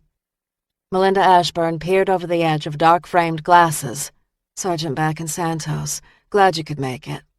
You said you had an update for us?" She rose, stretched the kinks from her neck. "Let's go to the conference room." She snatched a file from her workstation and led the 2 rangers down the hall to a small meeting room. The 3 sat at a mid-sized, round conference table. "I don't have much, but I do have 1 or 2 tidbits." "We'll take whatever you got," Beck said. "Let's start with the coin," she said. "It was the one piece of evidence not released to the Seattle press and then repeated at the Hart crime scene." Melinda opened her file and removed front and back pictures of the penny. A 1943 wheat penny made of steel. Santos pulled a notebook and pen from his jacket breast pocket. "What does that mean?" "According to a coin collector I spoke to, it means the coin is worth about 50 cents. If it had been made of copper and imprinted with an S, which means it was minted in San Francisco, then it could have been worth $60,000. There were many counterfeits made of this coin, and this is one of them." She shook her head. "As you can tell, my coin collector is passionate about his work and kept me on the phone too long." A hint of a smile tugged the corner of Beck's mouth. "I want a tight lid kept on the source of the penny. The cops in Seattle kept the same detail from the press, which was the primary reason Lara Church's strangulation was pegged on the Seattle Strangler. The dealer I spoke to is in Boston. I gave him no case particulars, just a verbal description of the coin. He told me to hold a magnet to it and test for the steel versus copper issue." Her gaze sharpened. "I made no mention of the Strangler and asked him to be discreet." "And he will be?" Melinda arched a brow. "Sergeant, I did not just fall off the turnip truck. Times like this, everybody who knows you work for the cops wants the inside scoop. If I can keep it from nosy dates and my own mom, I can keep it from the press." "Good. Everyone needs to guard that detail carefully." She scanned her notes. These days, the internet is the go-to place for coins like this one. The possible dealers are too vast to count, but my pal did offer a bit of lore about coins and death. The significance of a coin placed in the hand of the departed? Melinda pulled off her glasses and wiped them with the edge of her coat. In some cultures, a coin is placed in the hand or on the eyes of the dead to pay Charon, the ferryman on the river Styx. Who? Charon. In Greek mythology, he is the one that transports the departed souls across the river Styx, which separates Earth from Hell. Even the dead got to pay a tax, Santos said. If you don't pay Charon, it's said the departed soul wanders the earth forever. Beck stared at the photo of the penny. So placing the coins on the body is a sign of kindness? Yes, I would say so. The killer cared for the well-being of the dead person's soul. Beck rubbed the back of his neck. Hell of a way to show that he cares. Beck drew in a breath. Melinda, what else do you have? She glanced at her notes. No traces of blood, no defensive wounds. The dress isn't remarkable. It appears handmade. It's cotton with machine-made lace. It hit the victim below the knees and fit her well, as if made for her. I went over it millimeter by millimeter. I pulled blonde hair samples that belonged to the victim and a couple of dark hair samples that could belong to the killer. I'm testing DNA, but it will take weeks to get results. Seattle pulled DNA from Lara. A match would tell us if the strangler came south. Beck rarely had the puzzle pieces of a crime fit together so neatly. What about DNA under her nail beds or vaginal area? None in either location. She didn't fight, and he wore a condom when he raped her. She scanned her notes. I did find several footprints at the crime scene that do not match any of the people I know that walked the area. The truck driver who found her has a size 13 shoe, whereas the unknown print is a 10. Appears to be a work boot, and I'm working to identify it. Where were the prints? Santos said. One partial at the top of the body and one full at the foot of the body. He was admiring his handiwork, Beck said. I did take samples of the dirt, so if you find him, get me all his shoes, Melinda said. I can analyze his boots, and if there are any trace soil samples on it, I can put him at the scene. That's the trick, isn't it? Finding the killer. During lab, while the students worked at stations equipped with enlargers, Lara moved behind them, offering advice and words of encouragement. Burn in, edge, exposure. This was her chance not to just talk about theories, but to put them into action. In the classroom, awkwardness and discomfort still shadowed her, but in the darkroom, all doubts vanished. The session wrapped by 5:15. Danny gave Lara a note from her mother, and they got in the truck and headed toward her house, where Lincoln waited, barking in the house. While he took a quick break, Lara and Danny hauled out her equipment from the house and loaded the truck. Danny studied Lara's house. So how did you end up here? The place belonged to my grandmother, Lara said. I spent a lot of my summers with her when I was a kid. I can think of a lot better places to be during the summer than Texas. Lara smiled as she closed the camper top. I loved it here. Would have loved to have lived here. She opened her passenger door, and Lincoln hopped up on the front seat. When the two had slid into the front cab of the truck, Danny snapped her seatbelt as she glanced down at the dog already drifting off to sleep. Where did you live? All over. My mother got married several times when I was a kid, so we were either moving in with a new stepfather or running away from one. Danny fiddled with the silver and bead bangles dangling from her wrist. We moved here for my stepfather. Lara backed up the truck and drove down the gravel driveway toward the road. How's that going? He's a douche, but he's manageable. The faintest hitch in her voice caught Lara's attention. Has he hurt you? Danny's exaggerated laugh rang false. No, he's just a blowhard. Lara sensed a retreat in the girl and suspected if she pushed, she'd sever whatever fragile communication the two might build.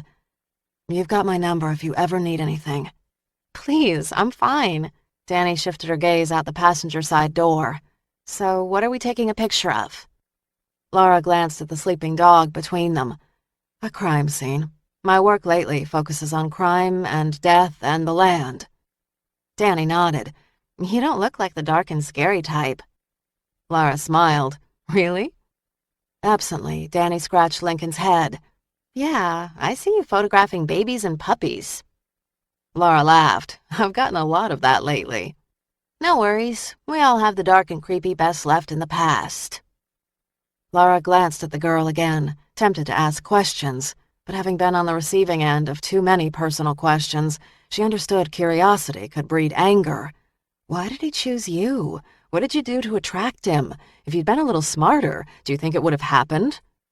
So you aren't from Texas, are you? Lara already knew the answer. The silver bracelets jangled on Danny's wrist as she smoothed her hand over her faded jeans. Did the accent give me away? Or lack thereof.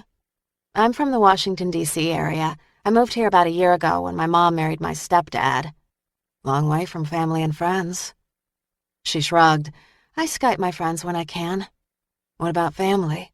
Lara glanced in the rearview mirror and noticed a car coming up behind her fast. She moved to the right lane. Dad works a lot.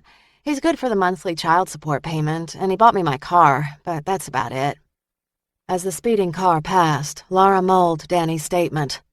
I didn't know my dad growing up. Mom never would talk about him. Danny's gaze shifted to Lara and lingered a moment before she said, I think my dad was a little relieved when Mom told him she and I were moving to Texas. We never got along great. I guess I drive him nuts. You're a teenager. I think it's written in your job description to drive your parents nuts. That doesn't mean he doesn't love you.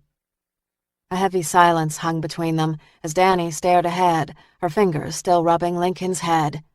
Lara liked the kid and wanted her to feel like they could talk, but Lara's people skills were rusty at best. So you move around a lot? Danny said. Yeah, you'd think after a childhood of being on the move, I'd find a place to settle, but I've been a Rolling Stone since college. Shifting the focus back on Lara, relaxed the lines furrowing the kid's forehead. Should I ask why? I just couldn't stay still. Danny grinned. And maybe one day you'll tell me why, and I'll share my sordid story. She hesitated. Or maybe we won't. Lara tightened her grip on the steering wheel. Being closed off is safe, but it can be lonely. I've always opted for safe. Lara nodded. Me too. Traffic slowed, and they didn't reach the right mile marker until about 6:45. Lara checked her watch. We've got a half hour before sunset. We're gonna have to hustle to set up in time. I am here to serve. The two got out of the car. Danny hauled the developing table, and Lara carried the camera along with the chemicals in a backpack. As they approached the scene, Lara noticed that fresh yellow tape had been strung. The cops had been back to this location today. Was it because she'd been here today, or were they searching for new evidence? A crime scene, Lara? Danny said. Where's the art? I know it's different. I shoot crime scenes. She blew a stray strand of hair from her eyes. Danny stilled. You shoot what? Her truthful answers put most on edge. I shoot places where people have been murdered. Interest, not fear, sparked in Danny's gaze. So did someone get murdered here? A woman, just over that rise, about a month ago. Danny glanced around as if trying to find the spot. How did she die? Strangled. She shook her head. What a way to go. Yeah, it's bad. She offered a smile to Danny. Are you still up for helping? If you feel weird about it, I understand. It takes a lot to rattle me, Ms. Church, Danny said. This is low on my weirdo meter. Relieved, Lara lowered her backpack to the ground and kicked out the 3 legs of the camera tripod, holding firmly onto the camera until the legs were firm and rooted into the ground. Danny's gaze scanned the horizon. So why are you reshooting? Did the photos not work out? No, they were great. I shot them at sunrise, and now I want to see sunset. Death is an ending, not a beginning. Plus, James Beck had told her not to return, so a repeat trip bumped up to the top of her priority list. Danny shaded her gaze with her hand as she stared into the sun, which hovered above the horizon. Light changes perspective. Lara grinned. It does my heart good to know someone is listening in class. There are days when I feel like I'm talking to myself. Most of the kids are about the easy A in art. They were expecting to snap a dozen pictures and be done. No one figured the teacher would be a ball buster.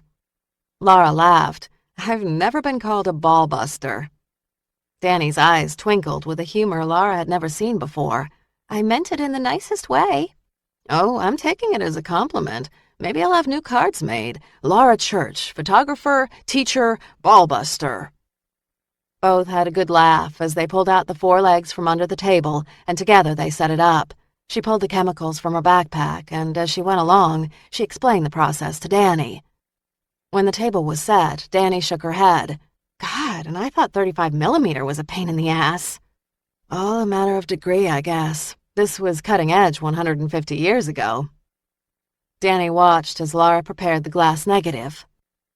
In the next several minutes, Lara and Danny barely spoke as she treated the negatives and then exposed them to light. By the time Lara replaced the cap on the last shot, the sun was all but gone. The remaining 10 minutes of light allowed them to pack up and get back to the car. They hauled the equipment to the car, and she closed the back hatch. All the while, she kept her gaze on the highway, searching for a DPS car. "So why do you keep looking in the rearview mirror?" Danny said. "I'm not." "You are." Challenge underscored the 2 words. "You think the killer might come back." Lara shrugged, knowing she'd never win the girl's trust if she wasn't honest.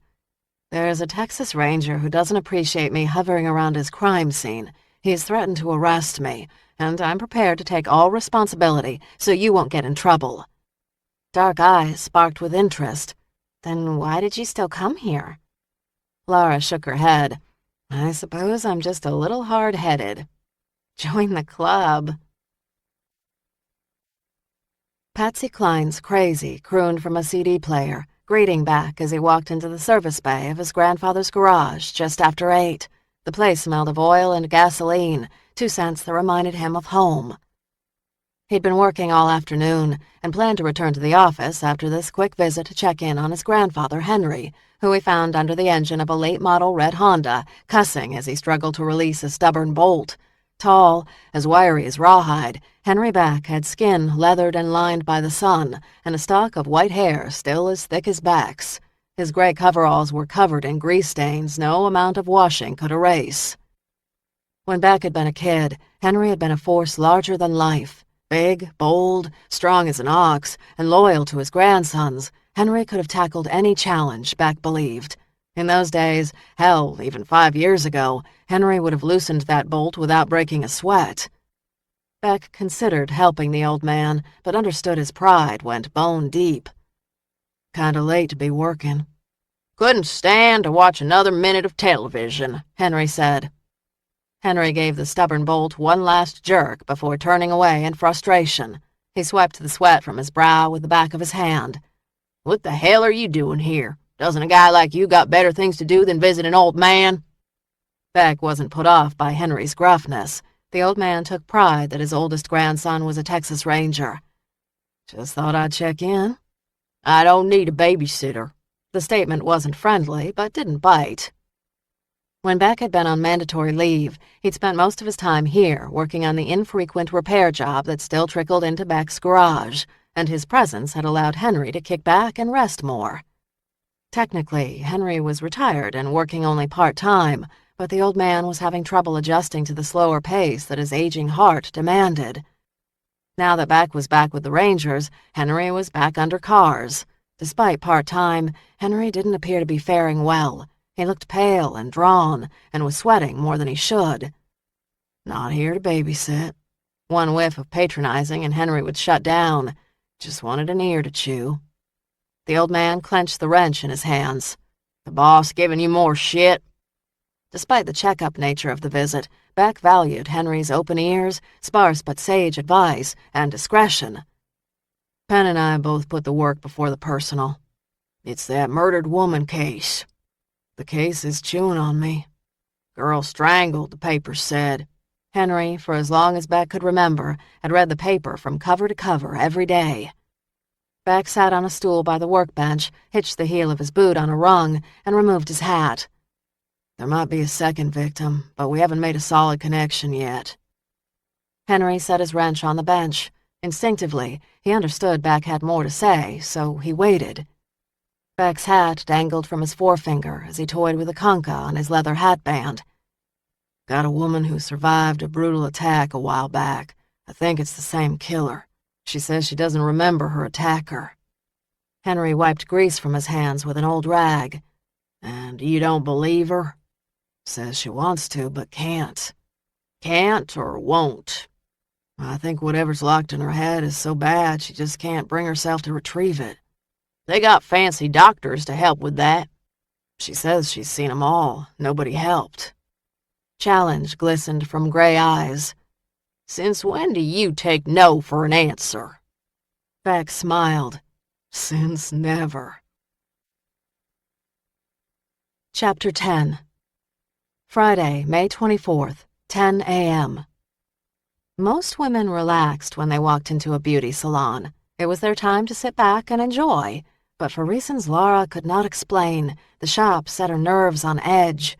She wasn't sure if it was the smell of the polishes, the searching eyes of the technicians, or the simple fact that this was a reminder of a world she'd left behind. In Seattle, she'd adored being fussed over. She'd worried about her hair, her makeup, and her nails. She had looked good in those days, and known men always gave her a second look, which had stoked her feminine pride. Maybe that was at the heart of her unease today. She didn't want to be noticed by anyone, especially men, and primping would make her more noticeable. Cassidy came through the door seconds after her and laid her hands on her shoulders. You look ready to bolt. Lara glanced into the line of chairs and mirrors in the salon. I am. Good Lord, Lara, Cassidy said, laughing. This is supposed to be fun. You look like you're about to be shot. Lara dragged fingers through her hair. It's been a long time since I came to a salon. Cassidy arched a brow. My point exactly? You need a clean-up before tonight. Lara huffed out a breath. It's not about me. It's about the art. Cassidy laughed as she rolled her eyes. You are the art. You are the brand. You need to be someone that people remember. Please, you make me sound like a pair of jeans or a car. Marketing is marketing. Cassidy spoke to a red-headed receptionist wearing cat glasses and a sleek, asymmetrical haircut, and turned back to Lara. They'll take us in 5 minutes. When Lara opened her mouth to argue, Cassidy shook her head. Baby, just shut up and let the ladies here do their magic. Magic? Wooden bracelets jangled on Cassidy's wrist as she adjusted her purse on her shoulder. You know photography, and these girls know color and cut, and they are artists. Lara glanced toward the exit. Will there be time for me to visit my studio before the show opening tonight? No. If you go to that studio, you will pull out the nasty chemicals and mess up all the good work we're doing here today. She grabbed a strand of Lara's hair. Maybe they can brighten up your hair as well. It still is a bit drab from that terrible dye job you attempted. Why you'd go brown is beyond me. It's almost as if you didn't want people to see you. That had been exactly the plan. That's not so bad. Cassidy cocked a brow. You were such a show-off when we were kids and well into college. You craved attention and everyone knew your name.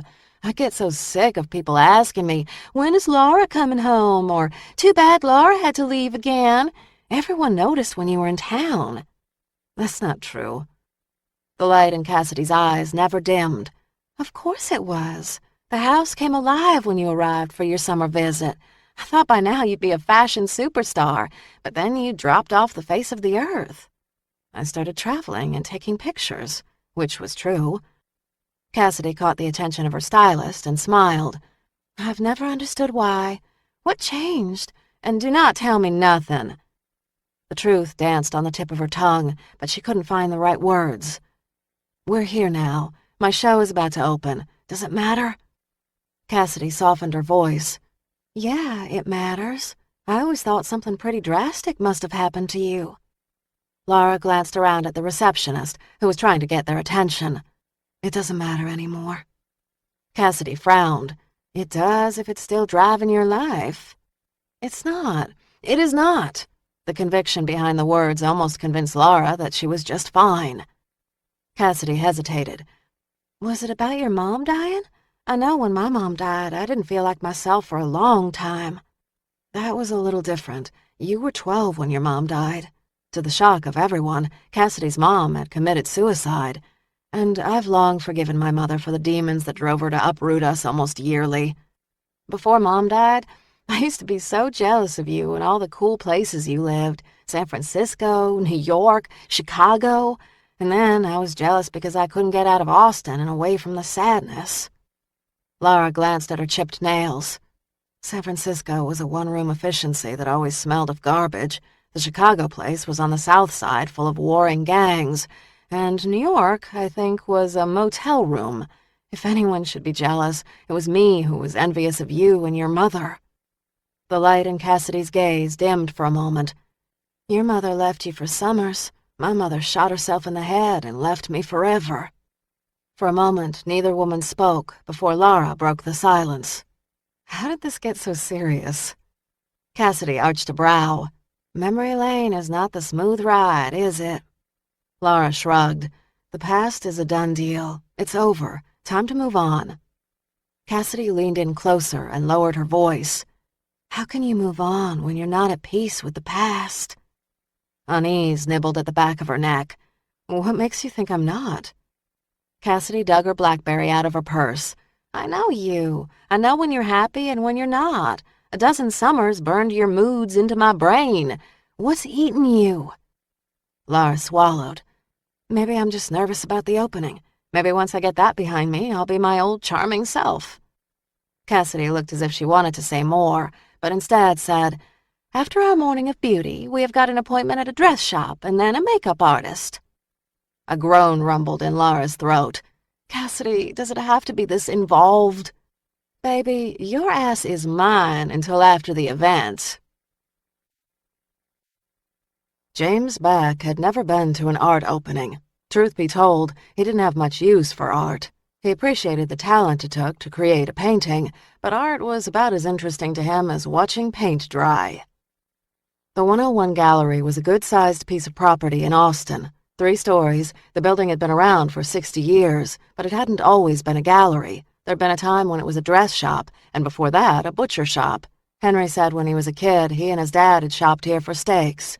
And later, when it was a dress shop, his mother had shopped here, though he suspected she'd done more looking than buying in the high-end shop. And now it was all cleaned up and painted white. Hanging in the window was a sign that read, Mark of Death. The invitation had said the reception ran from 6 to 9, but he'd made a point to show up early, hoping to get a glimpse of the show and Ms. Church before the crowd started to appear. He removed his hat as he stepped into the gallery. Soft harp music greeted him. Small candles lined the center of a long, rectangular table in the center of the room. The table was filled with displays of dainty, well-garnished finger foods, too pretty to eat. He supposed that was the kind of food the fans of art ate. Delicate and not nearly enough to stick to your ribs. Beyond the food were Miss Church's photographic images. One more step into the gallery caught the attention of a woman at the food table. She had dark hair, lots of makeup, and she wore a blue ruffled dress that reminded him of a cartoon character. A plucked brow arched as she moved toward him. Now, what brings a Texas Ranger to my doorstep? Are you a fan of the arts? I met Miss Church earlier this week. Thought I'd stop by and have a look. She here? The woman had assessed him in a blink. She'd be polite, but knowing he'd not buy one of the pieces shifted him into a different, less important category. And your name? James Beck. And you? A slightly pointed chin tilted up. Cassidy Roberts. This is my gallery. I don't plan to stay too long. Mind telling me where Miss Church can be found? Though formed as a question, the word sounded like an order. Ms. Roberts studied him, as if considering whether tangling with him was worth the trouble. She's in the back of the gallery getting herself centered before the show. Centered wasn't the kind of word a gun-toting woman used. Thank you, ma'am. As he started to move past her, she blocked his path. This is not the best time. She's got to be on tonight, all smiles, if you know what I mean. It would be nice if she's not distracted in any way. I've got no intention of distracting her. Though, in fact, that was exactly his plan. He wanted her to know he'd not forgotten about her, or his need for her to remember. Her gaze narrowed. See that you don't. When he entered the back room, he was looking for a jean-clad gal who was wearing a worn t-shirt and had her hair twisted on top of her head.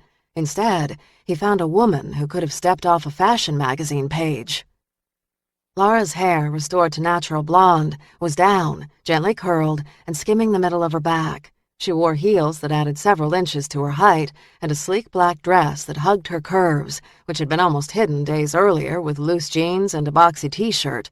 4 slim gold bracelets dangled from her right wrist. Damn.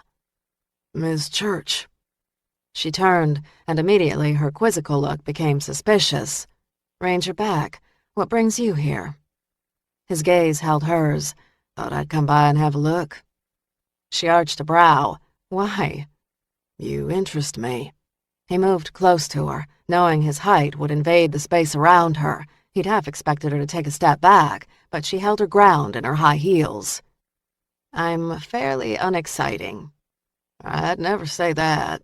He caught the scent of a perfume, a bit too spicy, but he liked the dress and hair. Show me what you got. Gold bracelets jangled from her wrists, and he suspected the bling and the whole look had been Ms. Roberts's doing. What? Your pictures. Show me what you got. She glanced past him, half hoping there'd be someone else to rescue her, but an empty studio was the reason he'd come early. He'd wanted her to himself. Sure. Those high heels gave her legs a long, lean look that he liked. They also caused her hips to sway just a bit back and forth when she walked. Perfume aside, he gave Ms. Roberts big points for the new Ms. Church. Lara stopped at the first black and white photograph. It was an interior shot of an old warehouse, and like the pictures he'd seen in the darkroom, these images had sharp detail, high contrast, and frayed edges that added a moodiness to the piece. This was taken in the Washington, D.C. area. This is a warehouse that overlooks the Potomac. I was able to get to the top floor, where the body was found, and take this image. The chalk outline of the body remained, as did a couple of discarded plastic evidence bags. A full moon shone through a large window and caught the lingering flecks of dust dancing in the air. He spotted holes in the ground. I remember that case. The killer thought his victims were witches. He staked their bodies to the floor. I'm surprised you'd know. Virginia is a couple of 1,000 miles away. I remember the worst cases, like Seattle. She didn't speak for a moment, and then moved to another scene. This one, she explained, had been taken in Boston. He didn't know the section of town, but it didn't take a local to recognize twilight in a back alley. He traced the rim of his hat with his fingertip. You've been to some dangerous places. Do you always go alone? Sometimes. I had a friend who worked with me at the art store go with me to this site. Even I know when to take precautions. Even when she was dressed down, no man would miss the fact that Lara Church was a beautiful woman with a stunning figure. He hated the idea of her going to any of these murder scenes alone, or with some work acquaintance. Not smart, Miss Church. Not smart at all. Her smile looked brittle. I suppose you've got your opinions, and I've got mine. Tension rippled through his muscles. He wondered if her hair was as soft as it looked. How'd you come across your first murder scene? She shifted her stance, uncomfortable with the heels or the question. By accident. I was in a small town in Utah, and there'd been a brawl. A man was killed. The yellow tape caught my eye, and I stopped. Before I realized it, I snapped a picture with my cell phone camera. That night in the motel, I was fascinated by the image. It had secrets to tell. He leaned closer. The scene needed to talk to you? Yeah. Fire flashed in her eyes. Sounds crazy, I know that. But after Seattle, I didn't care so much about people's opinions. Why? After touching death, life's smaller details can be petty. That he did understand. So just like that, you became a photographer. More like a waitress who worked the odd shifts so I could shoot when the light was right. I moved around, studied with different people. Where'd you get the old camera?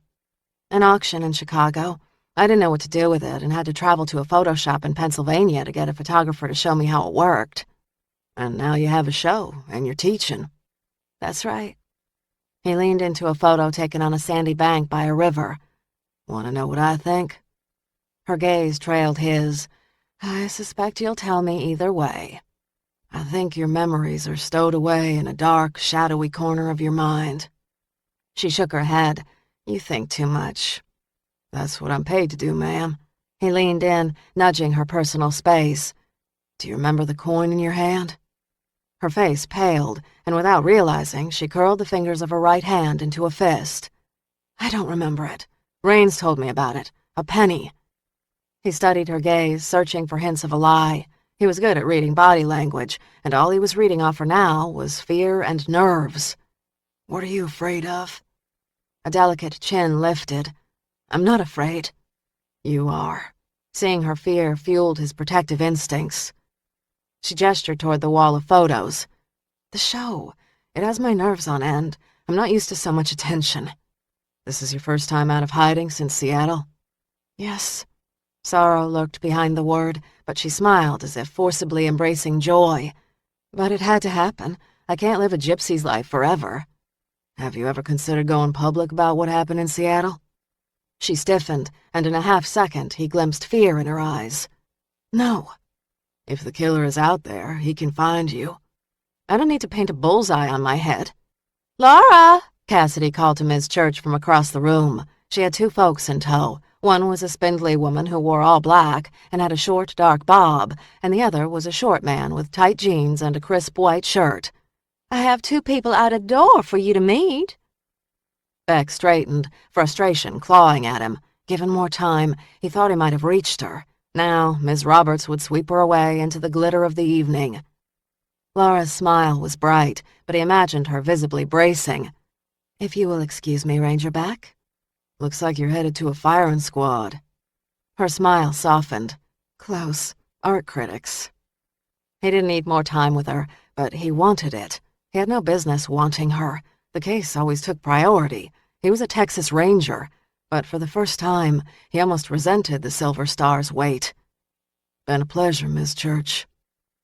Without responding, she moved across the room toward the art critics. She extended her hand, demonstrating a poise that reflected the life she'd lived before the attack. Cassidy moved toward him, a look of irritation flashing in her green eyes. "You were nice to Lara, I trust." "No reason not to be." He had the sense they were burning time. As much as he wanted to play nice, he knew in his gut he didn't have the luxury. Lara had trouble concentrating as she talked to Ms. Vera Jones, a writer for the Austin Chronicle. Ms. Jones was expounding on her theories of modern photography. She'd not seen Beck in a half hour, but she sensed his presence, and at times his gaze burrowing into her back. Tonight he'd set her off balance. When she'd seen him, she'd expected him to be pissed off. She'd expected him to be frustrated. Instead, he'd been almost charming. He was a chameleon, able to adapt, be what the situation dictated, and that made him dangerous. "Why does such a lovely young woman choose such a dark subject?" Vera's question pulled Lara's attention back to the slim woman standing in front of her.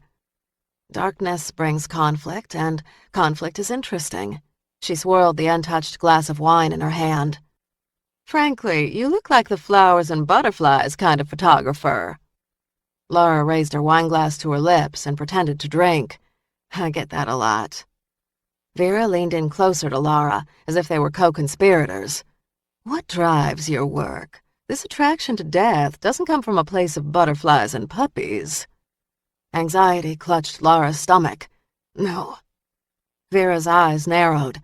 "Then where? What drives your art?" Later, she'd wonder over and over what prompted her candid answer. Beck's presence?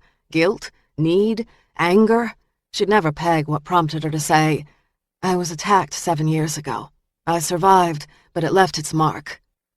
Vera's expression softened, but her eyes gleamed with excitement. "What happened?"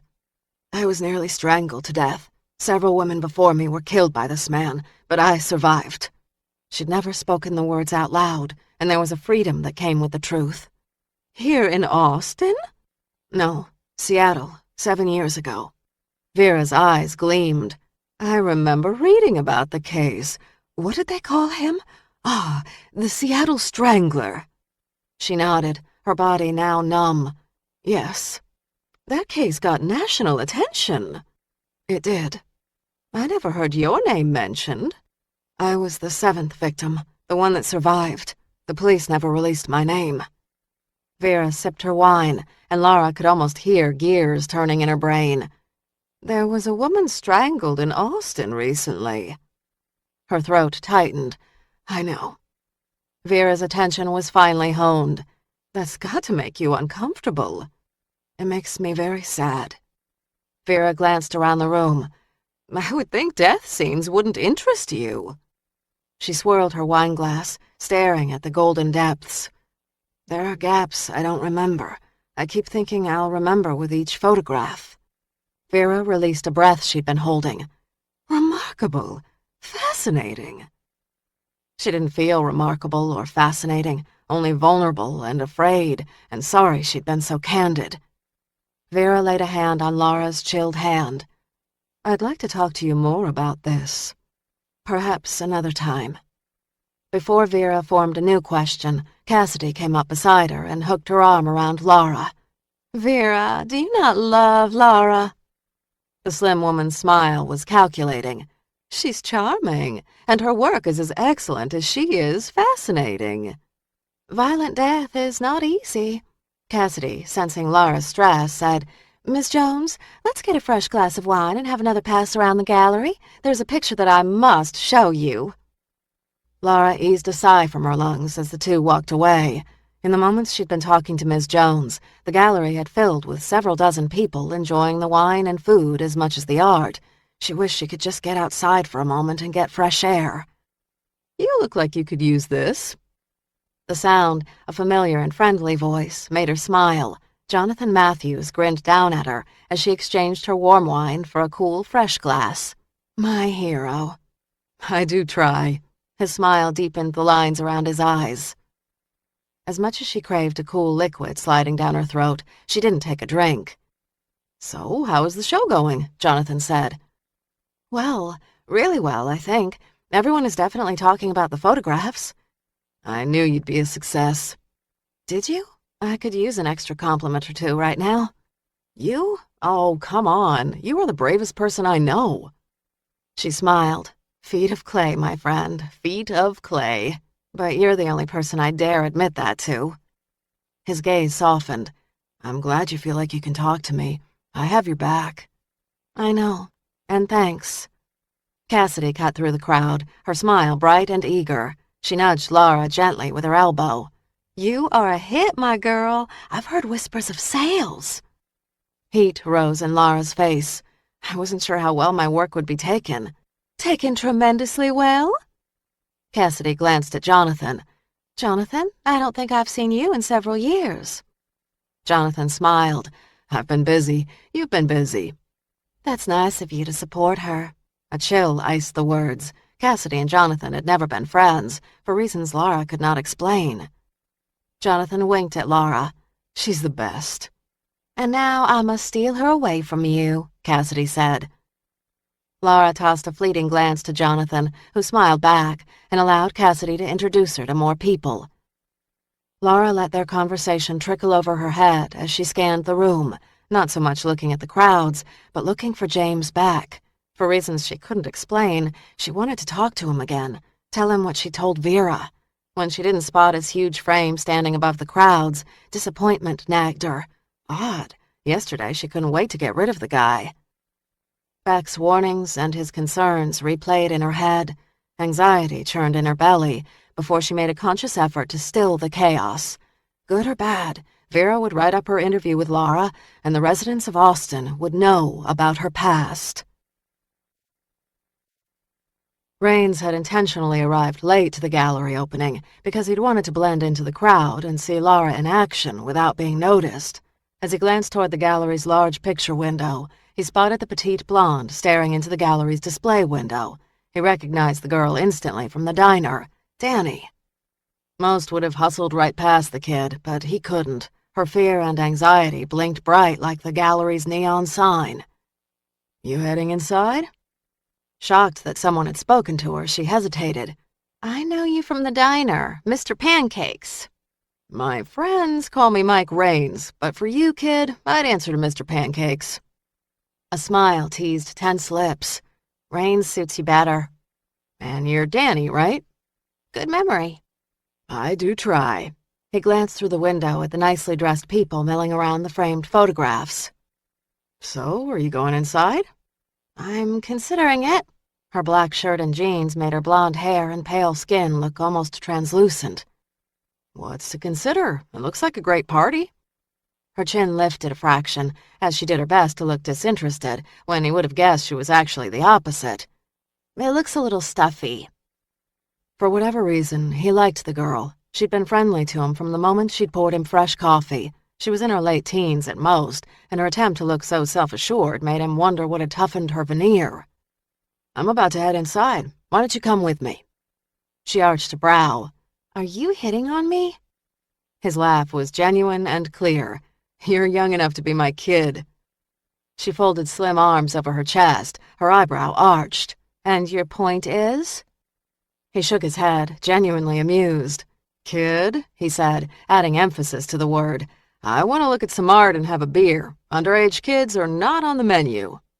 I'm not underage. "If you're not now, you were last week." His laughter eased her anxiety, and he stayed clear of her personal space, knowing a violation would fortify her defenses. She pushed back her hair with an agitated hand. Her fingernails were painted black. So why do you want to see this exhibit? No offense, but you don't look like the artsy type. "I'm not, but I know the artist, and I'm just being supportive." You know Lara Church? He slid his hands into his pockets. "From the days we both lived in Seattle. And you?" I'm one of her students. "I'll bet she's a good teacher." Yeah, takes no crap, but can make the most complicated technique sound easy. "That's a gift." I guess. He held out his hand. "Danny, you got a last name?" She glanced down at his hand and then took it. Danny Rome. Her grip was firm, but he released her hand quickly. She was looking for an excuse to bolt, and he didn't want to be the one to give it to her. "So, are you coming inside, Miss Danny Rome, or are you going to stand out here and dream and wish?" She straightened. Dreaming and wishing are for saps. "I couldn't agree more, and you don't strike me as a sap. So what do you say? You want to come inside with me?" Okay, Mike Raines, let's go inside. "Atta girl." He opened the door for her and waited until she passed before he followed. "Let's hit the bar. Easier to break the ice with a drink in hand." Sounds like a plan. He followed behind her and, though tempted to place his hand in the small of her back and guide her, he did not. At the bar, he glanced down at her. "What would you like, Miss Danny Rome?" Beer. The bartender raised a brow. Mike grinned. "She meant to say soda. I get the beer." The bartender nodded. "Right away." Color rose in her face, but she didn't speak. You still act like a cop. Mike leaned toward Danny. "I'll take that as a compliment." The bartender popped the top on a beer and handed it to Mike. Both with drinks in hand, they faced the crowd. Danny took a long sip. Thanks. "Sure." Raines glanced at the artsy crowd. They lived in an insulated dream world. He worked back alleys and dark streets. "So what can you tell me about this art, Danny Rome? I'm helpless in places like that." "You? Helpless?" Laughter twinkled in her gaze. "What can I say? The artsy types aren't for me." He glanced down at her. "Present company excluded." Thanks. She took another sip. Lara uses a 150-year-old bellows camera. He listened as she explained the photography process to him. "Sounds like you know what you're talking about." As of yesterday, she asked me to help her with a shoot, and I got a chance to prepare a glass negative and shoot a picture. Nice. So what did you shoot? He knew the answer, but wanted to hear it from her. What she always shoots, a crime scene. A crime scene? Tension rippled up his spine. I'm surprised she'd take an underage kid. Danny sipped her drink. I gave her a note from my mother saying it was okay. So she was as young as he thought. Did your mother write the note? Danny sipped her drink, her lips wide in a grin. Thought so. When do you hit the big 1-8? 9 days. Raines let out a sigh. Kid, you are far too old for 17. Technically 18. In 9 days. He raised a brow. So where did you go? A clump of land off Interstate 35. Not much to look at, but she was determined to get the shot. When did you go? About dusk. She'd been there earlier in the day at sunrise, and she wanted to get a different perspective on the site. He thought about the woman's sunglasses in his breast pocket. And did you? I'll know tomorrow. We'll be developing the negatives. He spotted Lara across the room, and for a moment was taken aback. When he'd first met her, she'd been traumatized and so afraid, and during their subsequent interviews, she'd drawn deeper into herself. The harder he pushed, the deeper she'd burrowed.